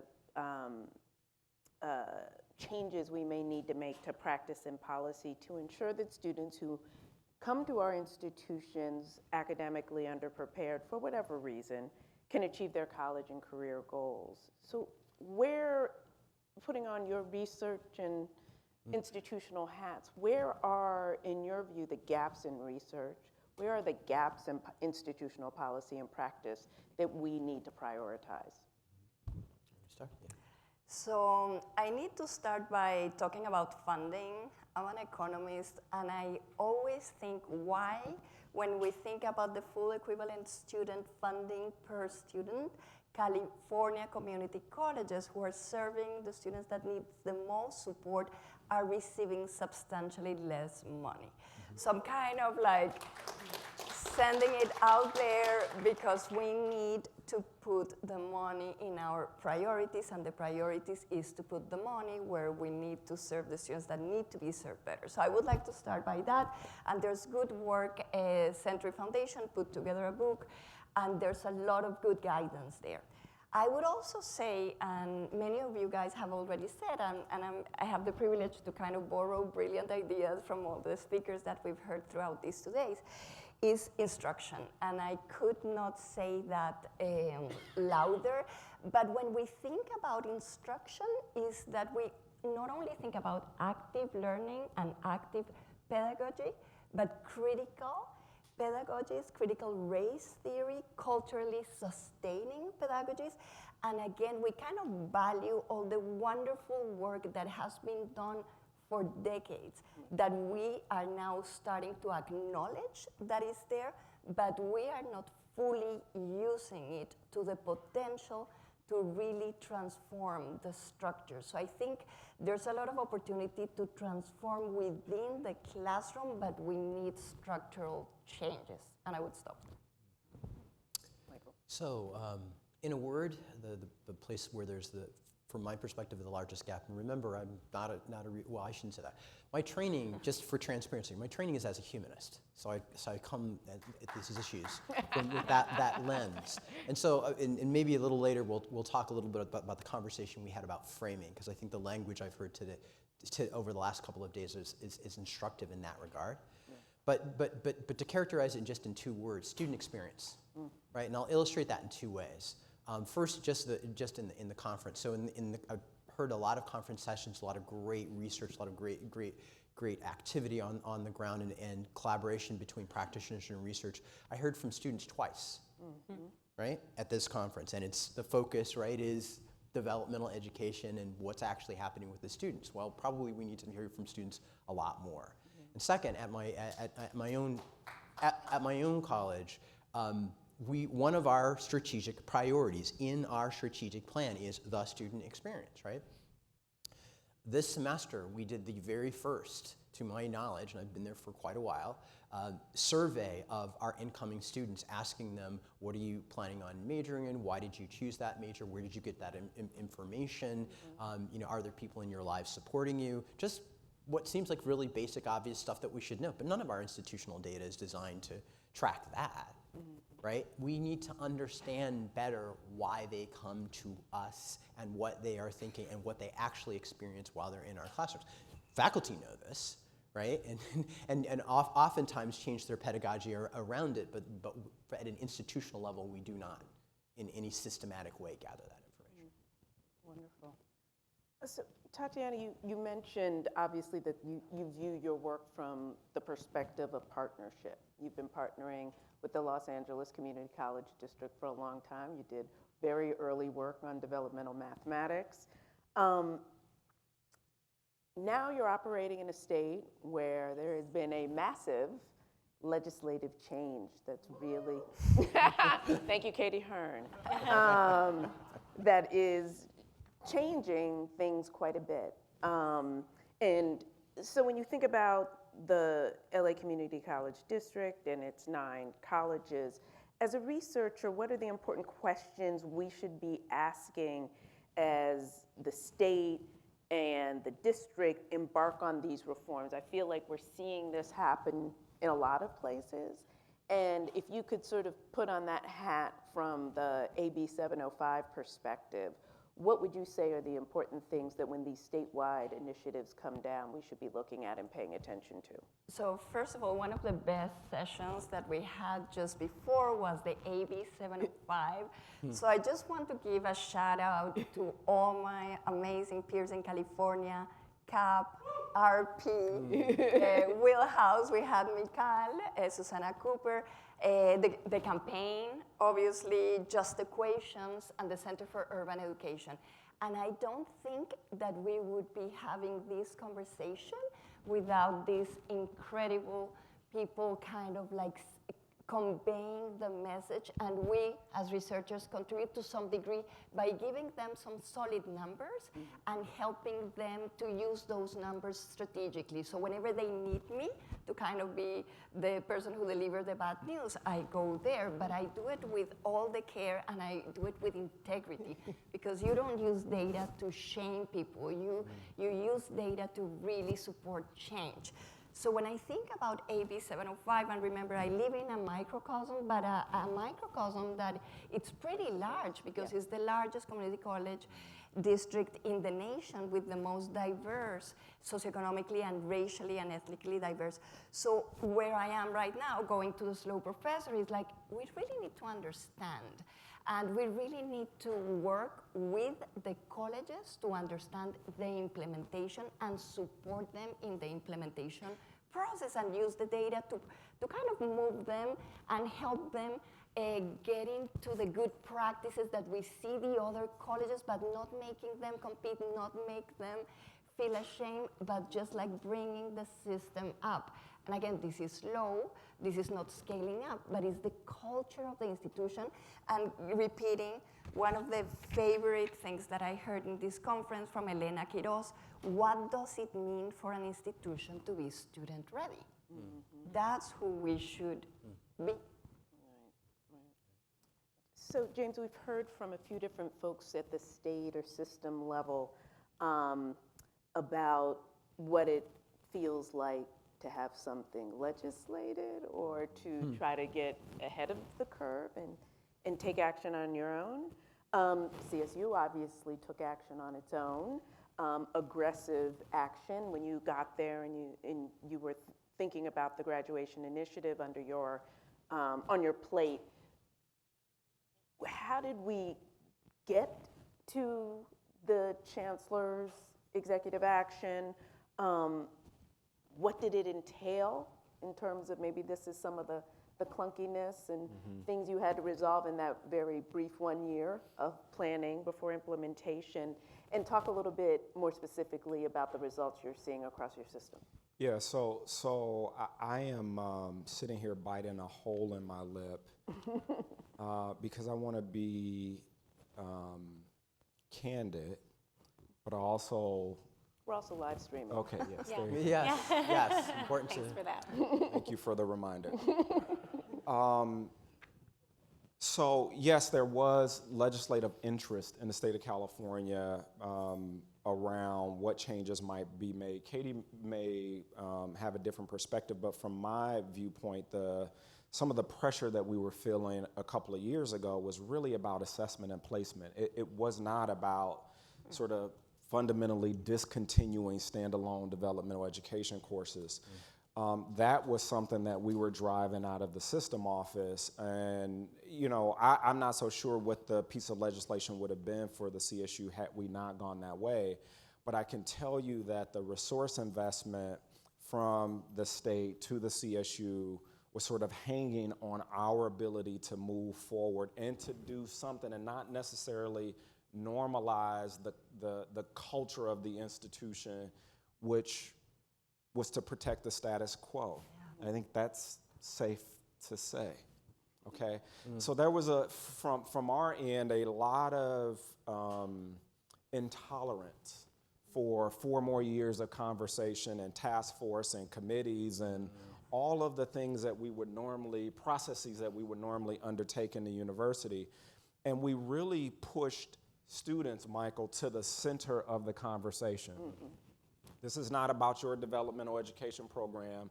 This is not about enrollment or tuition revenue in your department. This is about the students. And if we do nothing, what's the consequence to the next cohort of students who are going to enter this university and be relegated to non-credit bearing developmental education courses? Thank you, Katie. 23 campuses, 21 of the 23 academic senates passed a resolution to rescind the executive order, to delay, to not do this, to call a timeout. So you just think about the context here. This is not an administrative issue. This is an academic issue. The faculty should be. Now, I don't want to minimize the importance of those issues. Shared governance, right? The role of faculty in curriculum, all of those things are critically important. But the mechanics and culture of being wrapped up in that debate posed a real risk to our students. Now, let me say this. I think this is safe for a live stream. We have built a small industry in developmental education courses. Oh, yeah. Right? 13 collective bargaining units that are attached to the CSU. And can you imagine just the culture of higher education? I find myself in this year of implementation sitting at what we refer to as a meet and confer with CFA, the California Faculty Association, which is the collective bargaining unit, having a debate about the right to work for individuals who are teaching developmental education courses versus what was in the best interest of students, okay? I know I'm on the line here. All right, I've reminded you, you're being live streamed. Okay, thank you. All right, I need give me an amen section and we'll encourage you to go on. Okay. So those are the kind of conversations that we were having, and those are the kind of battles that you have to have the courage to take on if you're gonna move forward aggressively. So, fast forward, the executive order is in place. Campuses have 1 year, 1 calendar year to go from where they are to redesign these courses. Other things about university culture is that some of the things we heard is this is not enough time, we have to think about it. Our curriculum committee doesn't meet on the schedule that, okay. All things that just are a part of university life. And so I guess my message here is that if you're going to do this work and to do it aggressively based on how much we know about what this means for students, you must be willing to take on those battles, and you must be willing to do it courageously. So now, fast forward a year into implementation, everybody's curious about the outcomes for students. And just the first fall, right? So that first fall semester, fall of 2018, December came, everybody went away for the break. January, February, we had the grade files back from our 23 campuses. We compiled the data. My first stop was the statewide academic senate. which had also passed a resolution to delay or rescind. And I said, look, no matter where you were on this a year ago, let me just show you the results from one semester, from 1 year to the next. And again, thousands of students who otherwise would have been assigned to a non-credit bearing course were passing lower division math courses. Let me go one step further. So I'm going to create just 2 sets of courses. One were lower division courses. There were some who argued that there's no way we're going to take a student who otherwise would have been assigned to developmental ed and put them in a general education course right away. So we're going to create another lower division math course that's for credit, but it's not the GE course. We went, okay, it's a reasonable compromise. The number of students in one semester who were passing the GE course surpassed the number of students who passed the GE course for the entire academic year in the previous year. Mm-hmm. The results were undeniable. You couldn't refute it. My favorite line, there's a chair of the math department at Sac State. LA Times writes an article, and David Ziegler is his name. He is quoted in the paper saying, "I've never been so happy to be wrong about this reform effort and how students are showing us, right, one semester after the next, that they can actually do what we're requiring them to do." Yes, we had a long conversation about whether or not we were dumbing down our courses, and our message was clear. No, we wanted our faculty to maintain the rigorous course outcomes. What we were asking is we want you to change the way you help students meet those rigorous outcomes for those courses. So it has been a fascinating ride. The last thing I'll say about this is there was something to be said about shock and awe. I don't recommend it every week, but this was, I think had we chosen to adhere to what the normal practice is and how you drive a policy change in higher education, we would still be talking about it, and our students would still be sitting in developmental education courses. So if we were to have James Minor create a boot camp for system level folks in charge of these kinds of change efforts, what are the 1 or 2 things you would have on the curriculum to kind of help other similarly situated system leaders tackle this kind of work? So 2 things. One is to get communication support immediately. Mm-hmm. One of the things that we did not do very well is how to transmit a message from a system office to academic departments to advisors across an entire university system. And so I am still surprised that I would show up on one of our 23 campuses, I'd be sitting with a group of faculty members, and the amount of misinformation they had about what we were proposing to do, or the lack of information they had about why this was important and why we needed to move this way. It didn't take us long to figure out we had no capability whatsoever to launch the kind of communication campaign we needed to inform people not only about the what, but the why, which was important. And so the Hearts and Minds campaign, we just had no apparatus to do that, right? A system office, we had press releases for when a president was hired or retired. That was sort of our machinery for communicating. So that would be number 1. Number 2 is to get and find support from outside of your institution. So we had wonderful foundation partners. Some of them are in the room. We had the Dana Center, which was a wonderful resource for us. People from outside of the institution saying, yes, this is the right thing to do for students was tremendously helpful. And then the last thing I would say is everybody likes change except for the change part, right? And so this is not cookies and ice cream. And so I think at the outset, you have to be prepared for opposition at every step of the way. And you have to normalize it as part of the process and persevere. Wonderful. Nikki, can I just ask a really quick follow-up question? I think it matters that you made a change at a system level and not an individual college level, because it's not hard for me in any respect to imagine what happens to a college president who tries to make those kinds of changes. Trust me. Yeah. But just again, to be a little pragmatic about it, what levers do you have at the system level? In other words, Supposing one of the colleges says, yeah, we're just not going to do that. That happened. And Yeah. no, I just want to have a practical insight into what levers you guys have.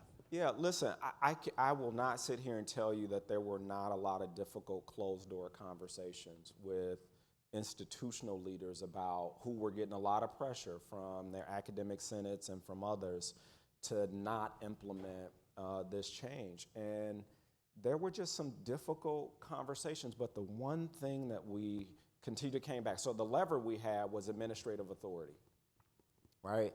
If you're part of the CSU, you're part of the CSU. We are a system, not a loose federation of independent institutions. So you don't get to cross your arms and say, we're not doing this, okay? That's the colloquial way. That's important. But now, I will say this. We didn't go through that year of implementation without lawyers sitting around the table, too, saying what sort of legal authority do we have to make this change, and what are the litigation risks of continuing to go down this road? Those are conversations that were had.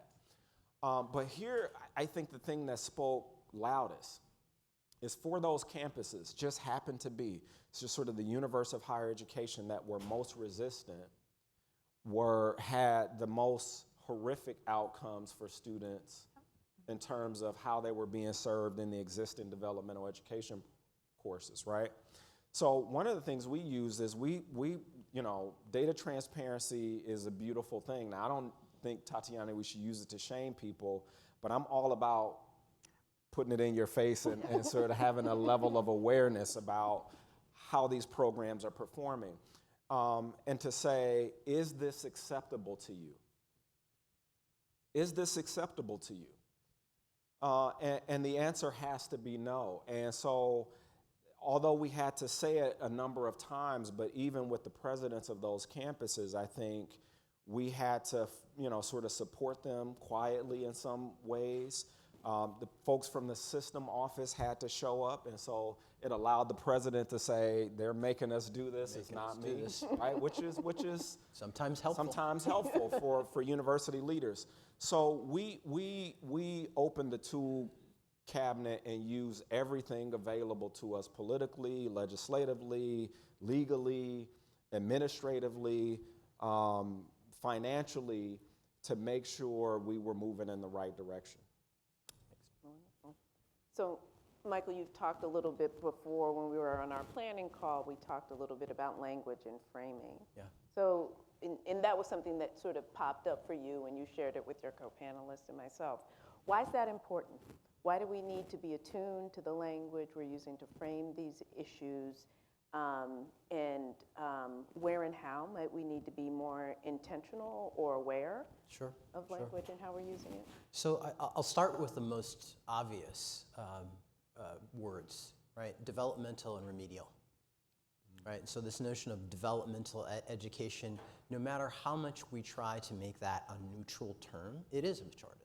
Right? It means you're not quite tall enough to ride the ride. And again, no matter what we may think, that is a reality. And that reality kind of bleeds through into an overarching kind of deficit mindset with which we oftentimes enter the work.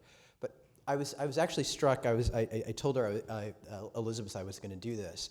I was struck by something Elizabeth Barrett particularly said, which is placement as messaging. Right?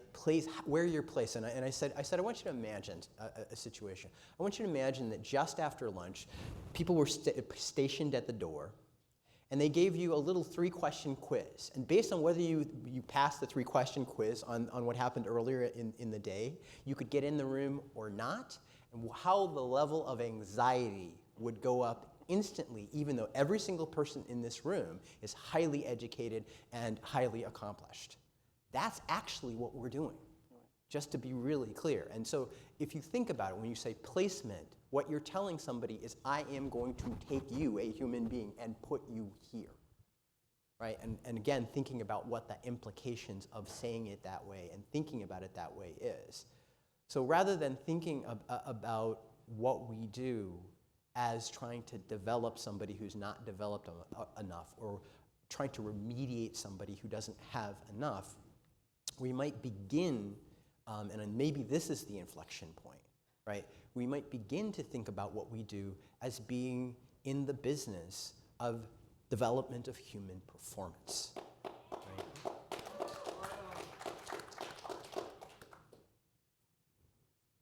What do we need to do to start? Well, again, I'm a rhetorician, so I think that language takes us to a different place in terms of who we invite to the table. So so human performance, one of the places where we think about human performance is in athletics, right? So coaches don't start from the notion of what can't my players do. Yes, you work on that, but you focus on what do I have? What talent do I have in the room? How am I going to use this talent to beat the other team? That's the place you start, right? And that's the place we have to start too, is what are our students bringing to the table? What do we have that we can do particularly well? How do we match those things up to maximize performance? But it also makes us, I think, consider who else we bring to the table in terms of research partners. So a lot of incredible researchers in this room, but I don't know, I looked on the list, I didn't see all that many cognitive scientists, for example, right? But you'd want. But even people in things like exercise and sports sciences, because we all have bodies, and bodies matter, right, when you're trying to learn. So thinking more broadly in terms of the array of knowledge and very good research that we can bring to bear in enhancing human performance, because that's, look, here's if I can wax a little broadly for a second. We're thinking we're trying to solve an education problem. I think this is entirely wrong and entirely short-sighted. And I'm going to tell you a really quick story that drove this point home for me. Over last year's break, I read this book called, I think, 21 Problems for the 21st Century, right? Talking about, among other things, AI and the challenge of AI. And then I saw it in a documentary about a plant just outside of Dayton, an automotive manufacturing plant that was being mechanized, right? I saw this scene where the Chinese owner of the plant is talking to one of his supervisors, and he points to a place where earlier we had seen 5 people turning glass, automotive glass around and inspecting it, right, with an infrared light. And in their place, right, was a machine, and you looked at it and you instantly knew that machine can do that job faster, more precisely, right, more reliably than those 4 human beings. Those jobs are never, ever coming back. But that's at the low end of the scale, even though that's pretty high in robotics. At the higher end of the scale, there are AI programs that right now, can read an X-ray better than the average radiologist. Now, anybody who knows anything about this will tell you radiology is a specialty. It takes a lot for human beings to learn how to read those things. That is the future we're trying to prepare people for. We can't set the bar here. The bar has to be completely different from where we've set it right now. That's good. So, Amy, you know, given what you've heard from your fellow panelists, what you've heard over the course of the past couple of days, you've heard a few critiques, perhaps, of philanthropy along the way. Talk a little bit about what you see, what Ascendium sees as its role as we're at this stage in the developmental education reform cycle. Sure, I'll add, or I'll pick up with 2 things specifically that I heard over the last couple of days. One came from Johanna this morning, where she suggested that we need to think about the long play. And I think one thing that philanthropy can do specifically is to intentionally structure our grants in a way that sustainability, a path towards sustainability, is built into the grant period. Yeah. So it starts on day 1 of the grant period and goes all of the way through. Instead of getting to the end of the grant period and asking the question, now what are your plans to sustain this great work now that our grant is done? And we do that. I mean, we've done that. And I think that's an easy thing for us to start with right away, is to allow institutions to develop their own path to sustainability and respect that. The second thing that I think that we can do is think strategically about the balance between implementation. So I heard Tom Bailey say that today, between research, implementation, and innovation. So really making sure that there's space to allow innovative new ideas, the refinement of existing ideas continue to grow and develop, and not only chase the scaling holy grail. And I think that that balance of those three is something that it behooves philanthropy to be thinking about strategically as asks are being made of us. And I think the last thing I'll add is, I think really being humble, showing humility as philanthropy, and thinking, deferring to groups like CAPR. I think the fact that CAPR brought together multiple research organizations, a partnership between CCRC and MDRC, and then you brought in researchers from across the country, I think is unique and something that philanthropy should look to see more of that. And I think stepping back and really allowing you as a group to develop your own research agenda, and having us as philanthropy think about your research agenda as what's needed by the field, as opposed to trying to assess whether or not it fits in with our own research agenda, our own theory of change. Again, being humble and deferring to this group of experts as to what it is that you really need. And that's something that Ascendium is committed to. And I think that the other funders in this space are interested in that as well. So where's the infrastructure live for this not to just be your idea, right? How do you connect with those other foundations that are out there and begin to have these discussions? And so I'm going to guess you've had some of these discussions, or at least around parts of this. Sure. I'm not going to ask you to pull the whole onion out, and we don't need to know exactly what those conversations look like, but where are the opportunities, and just pragmatically, where have you seen the challenges? So I think one of the opportunities that is actually in play is the partnership of Strong Start to Finish. So Strong Start to Finish was funded by Ascendium, the Bill and Melinda Gates Foundation, and the Kresge Foundation. And again, with that onion, peeling that back, some of you have heard me say this before, that getting 3 funders to contribute dollars to a pool where we give up sort of rights to our own dollars was not easy, and it was a good taste of our own medicine in terms of how we always tell you to collaborate. We had to collaborate and figure it all out. So that was a challenge, but it was a good challenge.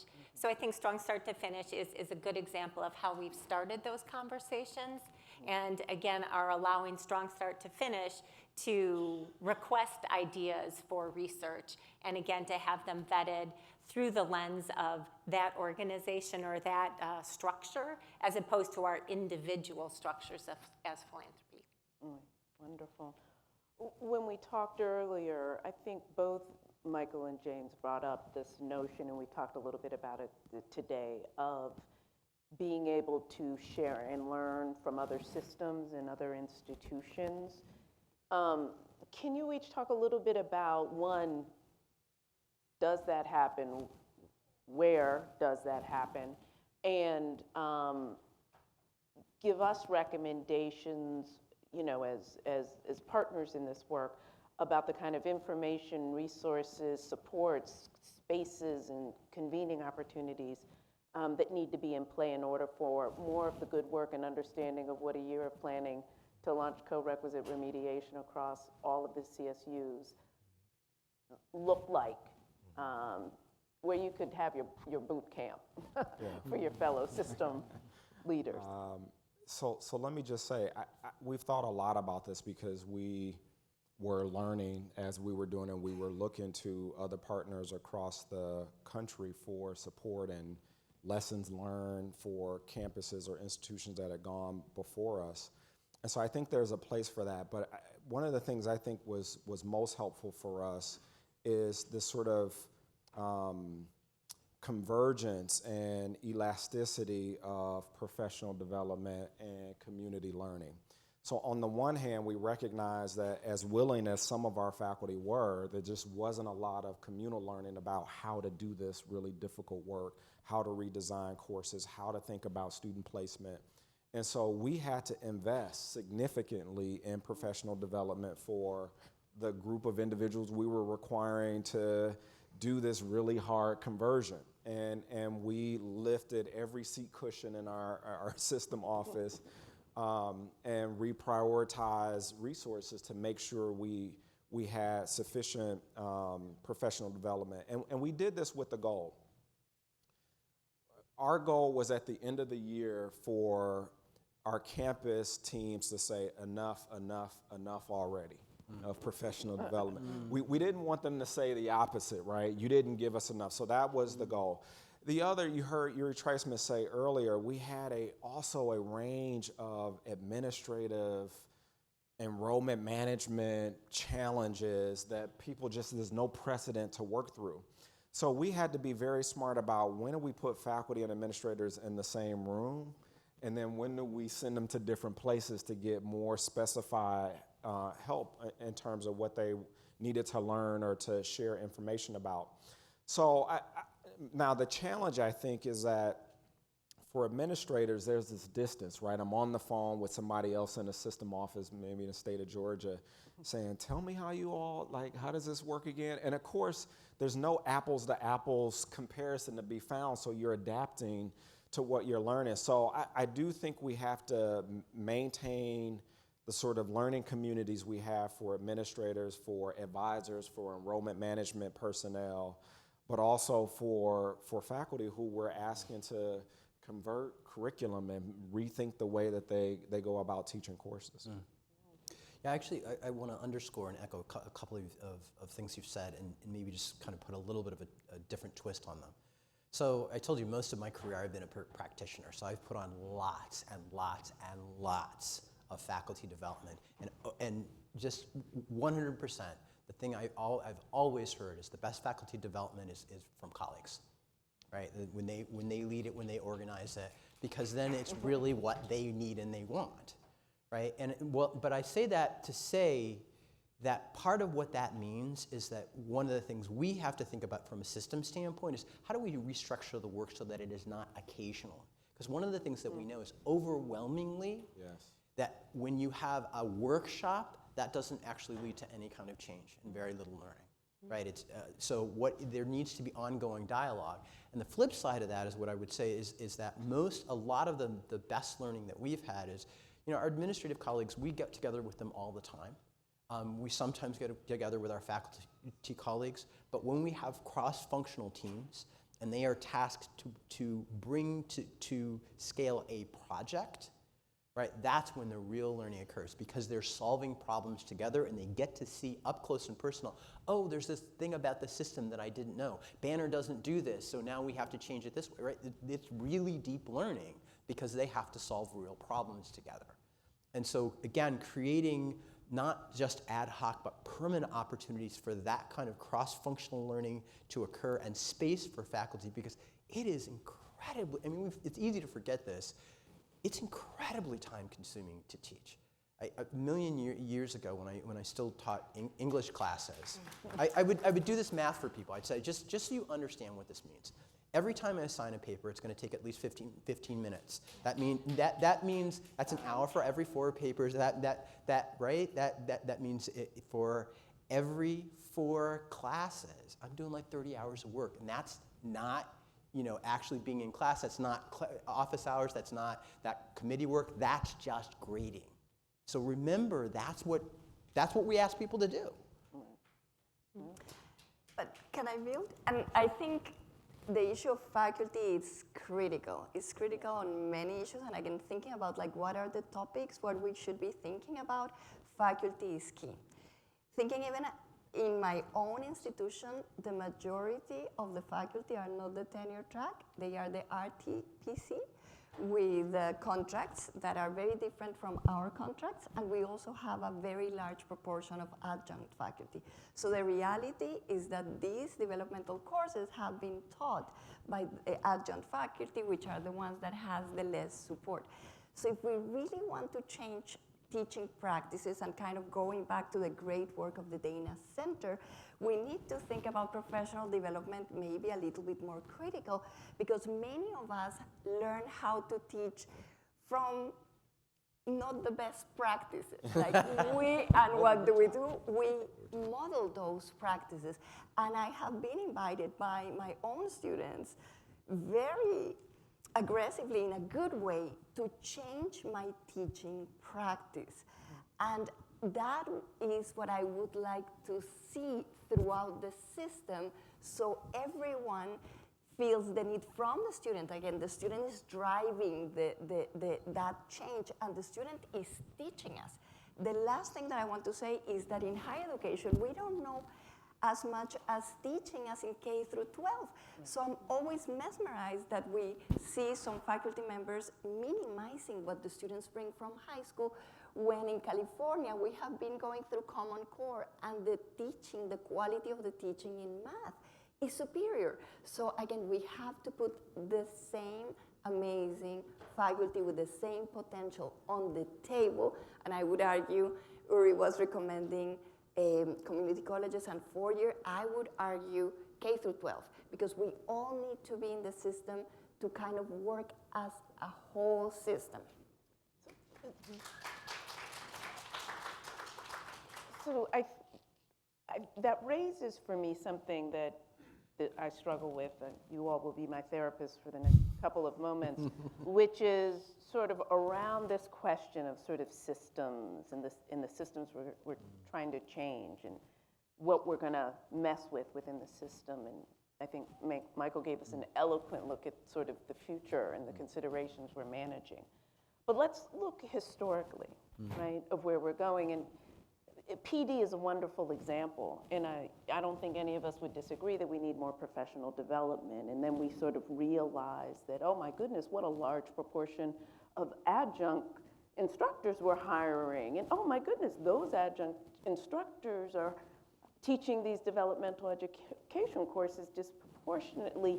And it reminds me that we've created a system where that's happening, right? It's a system where the business model of our non-selective institutions is being threatened because public funding is going down. And so on the one hand, we're going to give them more professional development, but there's also these larger systemic issues, whether it's about K-12, whether it's about funding, whether it's about a variety of issues, what communities get and what communities don't get, that we're battling, but at a small level. I was thinking that I would hate for us to be so excited and be satisfied that we've created system-wide change that gave us co-requisite remediation while cutting funding for community colleges, because we may have won the scaling battle around co-requisite remediation, but we've lost the equity war if we live with that. So, you know, I know you think a lot about funding. I know you think a lot about some of these systemic issues, but let's start with Tatiana, but could you talk a little bit about how we manage that thing we can change today while simultaneously keeping our eye on the big picture that we're working within a system that's just not fair? Yeah, so you gave me the opportunity to answer the most difficult question. And I don't think I will be able to give a satisfactory answer. But what I would say is that I'm kind of going to reiterate a couple of points that I made before. I think researchers, we have a great opportunity to contribute towards changing the system.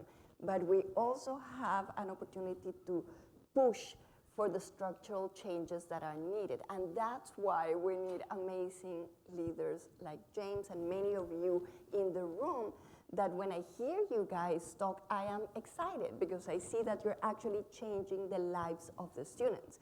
When I think about funding in California, I get depressed because the way funding works is that in the very wealthy areas in Beverly Hills, you're getting a proportion of the value of that house that, as you know, it's worth millions and millions of dollars. If we go to East LA, you're getting a proportion of that. Granted, the past governor that I support incredibly changed to local control funding. And that is an equity and important dimension, but we all know who we are as parents, and we know that middle class parents tend to hoard opportunity, and they are going to be fighting for those additional equity monies, maybe to go to this honors tracking program. So we have to be vigilant because we live in a segregated nation, and we have to fight hard with every resource that we have.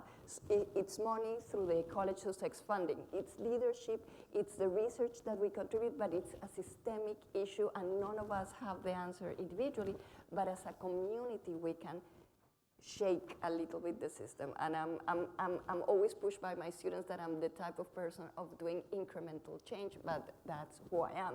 But there are many of you out there that are more daring and are willing to shake the system. So I would say, as your counselor, Thank you, Dr. Marco. I would just say quickly, don't estimate the power of what you can do today. I think most of us are paralyzed by how daunting the systemic challenges are. And if we're not careful, there's a risk of slipping into let's fix everything before we do anything. Yeah.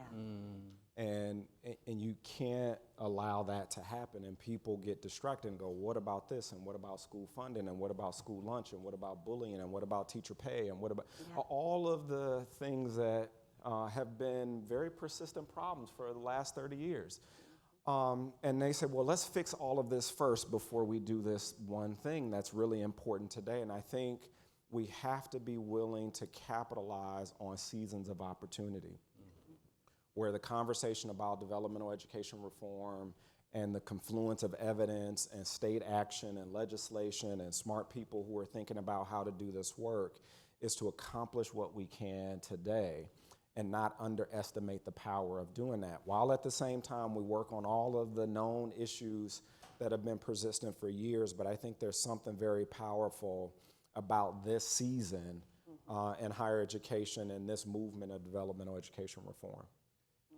I want to make three quick points about this, and not surprisingly, I want to start with the language. So you said we've created a system.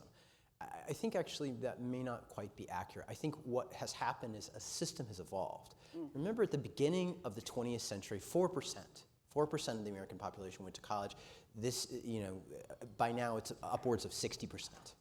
Right, so it was never designed to do this. It got this massive boost of funding and enrollment in the middle of the century with the GI Bill, and suddenly we have mass higher education in the United States. But it wasn't designed to do what it's doing right now, and that's important to remember. Second is a relatively recent innovation, which is maybe 6 or 7 years ago, there were 4 states that had performance-based funding. And it used to be, remember, performance-based funding was, we'll give you a little bit of extra on top.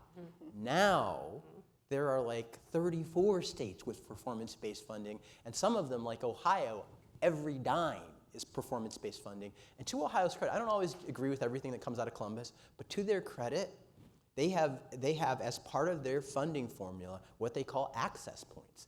That means that students who are Pell eligible, who are underrepresented, who are a non-traditional age, you get extra dollars for them, right? So we push those kinds of reforms, and if we can demonstrate that they work and do what they're meant to do, which is close those gaps, then we have a chance to continue to move the reforms, not just at the campus level or the system level, but at the national level, I think. I might make even a friendlier amendment to your amendment to my amendment, which might be, or maybe the system is doing exactly what it was designed to do. Fair point. Because the students who are in the system now don't look like that 4%. That is absolutely right? true. That is absolutely, you are absolutely So those correct. are important things we've got to think about. So, we want to come out of this conference, we want to come out of this gathering.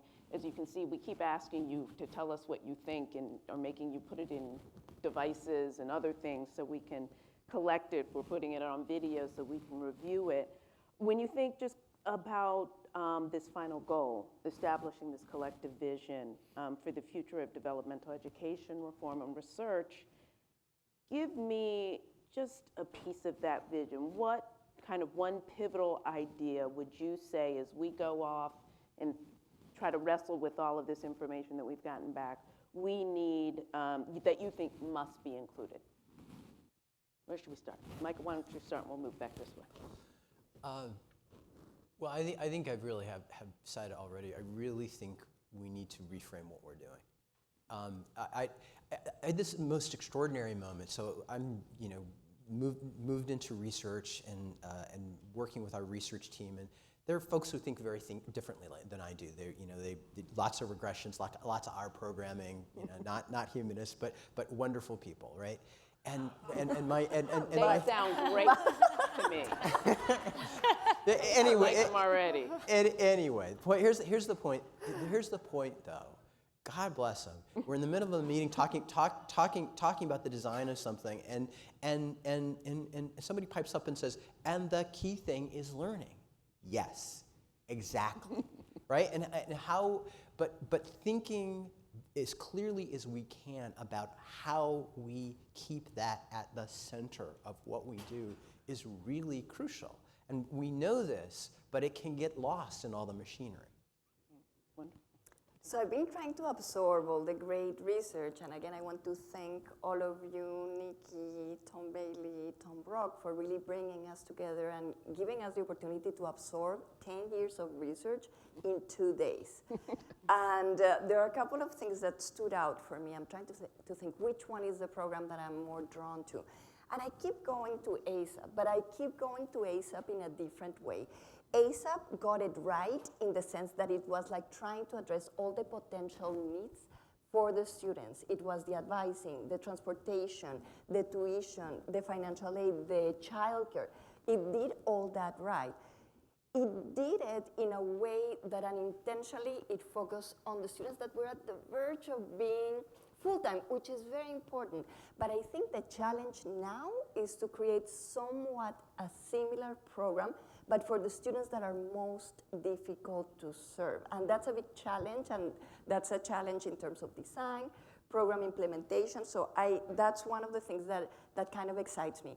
The other thing, because we're always learning from different pieces of research, I'm involved in a project which is a mixed method evaluation of a comprehensive college transition and support program funded by the Buffett Foundation. The Buffett Foundation is great because they've been doing incredible philanthropy for the last 50 years, and they used to be very hush-hush. So they're like, they've been doing this for over 50 years. And we had the opportunity to enter to look at what they were calling a learning community. It's not a learning community, it's kind of an ASAP, but what we found that was, like, for me, the most valuable lesson of all is that they managed to create this culture of mattering, of validation.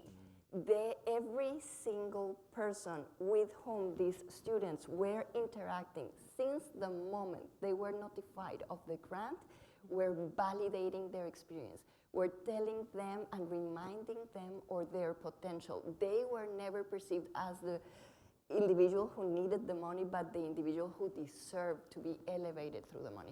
So I think we can do as philanthropy more in terms of understanding. I don't like to call them non-cognitives. It's more like socio-emotional, is the sense of belonging, is the mattering that is crucial and we should not underestimate. So if wishes were fishes, my wish would be the development of a financial model to really capture the impact of these reforms. And by financial model, I don't mean government accounting, sorry for my friends from the government that are here, where you only capture costs. So I think we're really good at capturing costs. And then when we go forward to a system, a president, and all we present is costs. Yeah, they don't know what you did. Yeah. Right? No. I mean, too much, we can't afford that. But really a model that can capture both the costs and the savings. So what is the impact on the student in terms of graduation, in terms of retention for the university? And I think that that's not something that we do well. And so in addition to embedding a path to sustainability, I'd like to see embedding a financial model that's really holistically evaluating the financial impact of each and every reform that we pilot. Interesting. Thank you for starting with Michael. I've benefited from that tremendously. Listen, I would say one thing. We're sitting here with lots of researchers in the room, and I would still claim to be a part of that community. But I think the single most important thing in terms of driving the work forward is better and more sophisticated use of institutional data. I have said repeatedly, I am hard-pressed to think of an industry that has been in business for as long, yet knows so little about the programs and services that we provide to students every day. Now, I'm all for propensity score matching, regression, discontinuity, randomized control trial. I love it. But I've also talking to members of an academic department who are not clear about the DFW rates or the equity gaps for the courses they teach in their departments. And if there's been one hurdle as we have gone through and trying to advance our student success efforts, I have been astonished by the lack of sophistication and use of institutional data to answer very basic questions about how students are performing relative to various programs, policies, and practices on our campuses. And so, a lot has been said here about, our journey. I think we have incredibly dedicated faculty, incredibly dedicated institutional leaders who are disadvantaged because of the lack of sophistication and use of institutional data is just pretty remarkable. And this sort of bifurcation of the research community, right, and how sophisticated we have become in terms of our social science and its use and implementation on college campuses in terms of day-to-day, semester-by-semester decision-making, and the distance and the gap between those two communities is pretty remarkable. So I would say we have to empower the people who are in the classroom, people who are leading institutions making decisions with better and more sophisticated data. Wonderful. And Can I just say one almost little didn't know. So we're excited because the new governor really supports data. Sometimes we wish we were Florida in California, and that's how we could help you and serve you better. But we need to get that data, and I feel that we're making a big impact in that direction, so hopefully. All right, that's good to know, because that's a lot of students and Yes. good work. All right, well, I invite my CAPR co-leader, Alex Mayer, back up to the stage. Please join me in thanking this wonderful panel.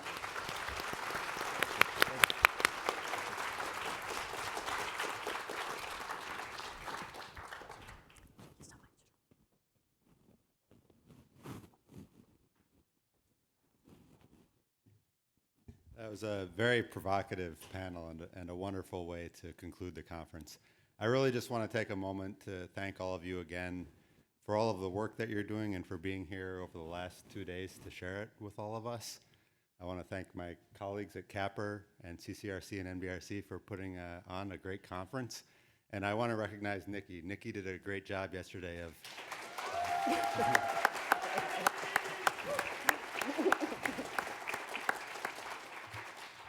Nikki did a great job yesterday morning of identifying everybody who contributed to this and who's worked so hard over the last 5 or 6 years on this project. But I also especially want to acknowledge Nikki's leadership. So thank you again. Thank you. I'll let you finish up. So I'm just going to end by thanking you all for coming. Our inbox is actually not closed. You probably have a notification for an evaluation that's already hit you via the app. We're going to be following up by email. Again, one of our main priorities as part of this work is to come away so we can spend some time just sorting through and thinking through the conversations that we've had here and coming up with some ideas which we want to get out and float to the field and to talk with you all about what we might want to focus on in the next phase of this work. So I'm grateful for all of you all coming, your participation. I'm extraordinarily grateful for the IES, Strong Start to Finish, Ascendium, and the Joyce Foundation for their support. And CAPR, while CAPR may be sunsetting, please know that CCRC, MDRC, our partners that have been part of this work, continue to be dedicated to helping us continue to make advances in this space. So thank you for coming. I want everyone to get home safe. And hopefully we'll have an excuse to pull you all together again in another few years and see where we stand at that point. So thank you.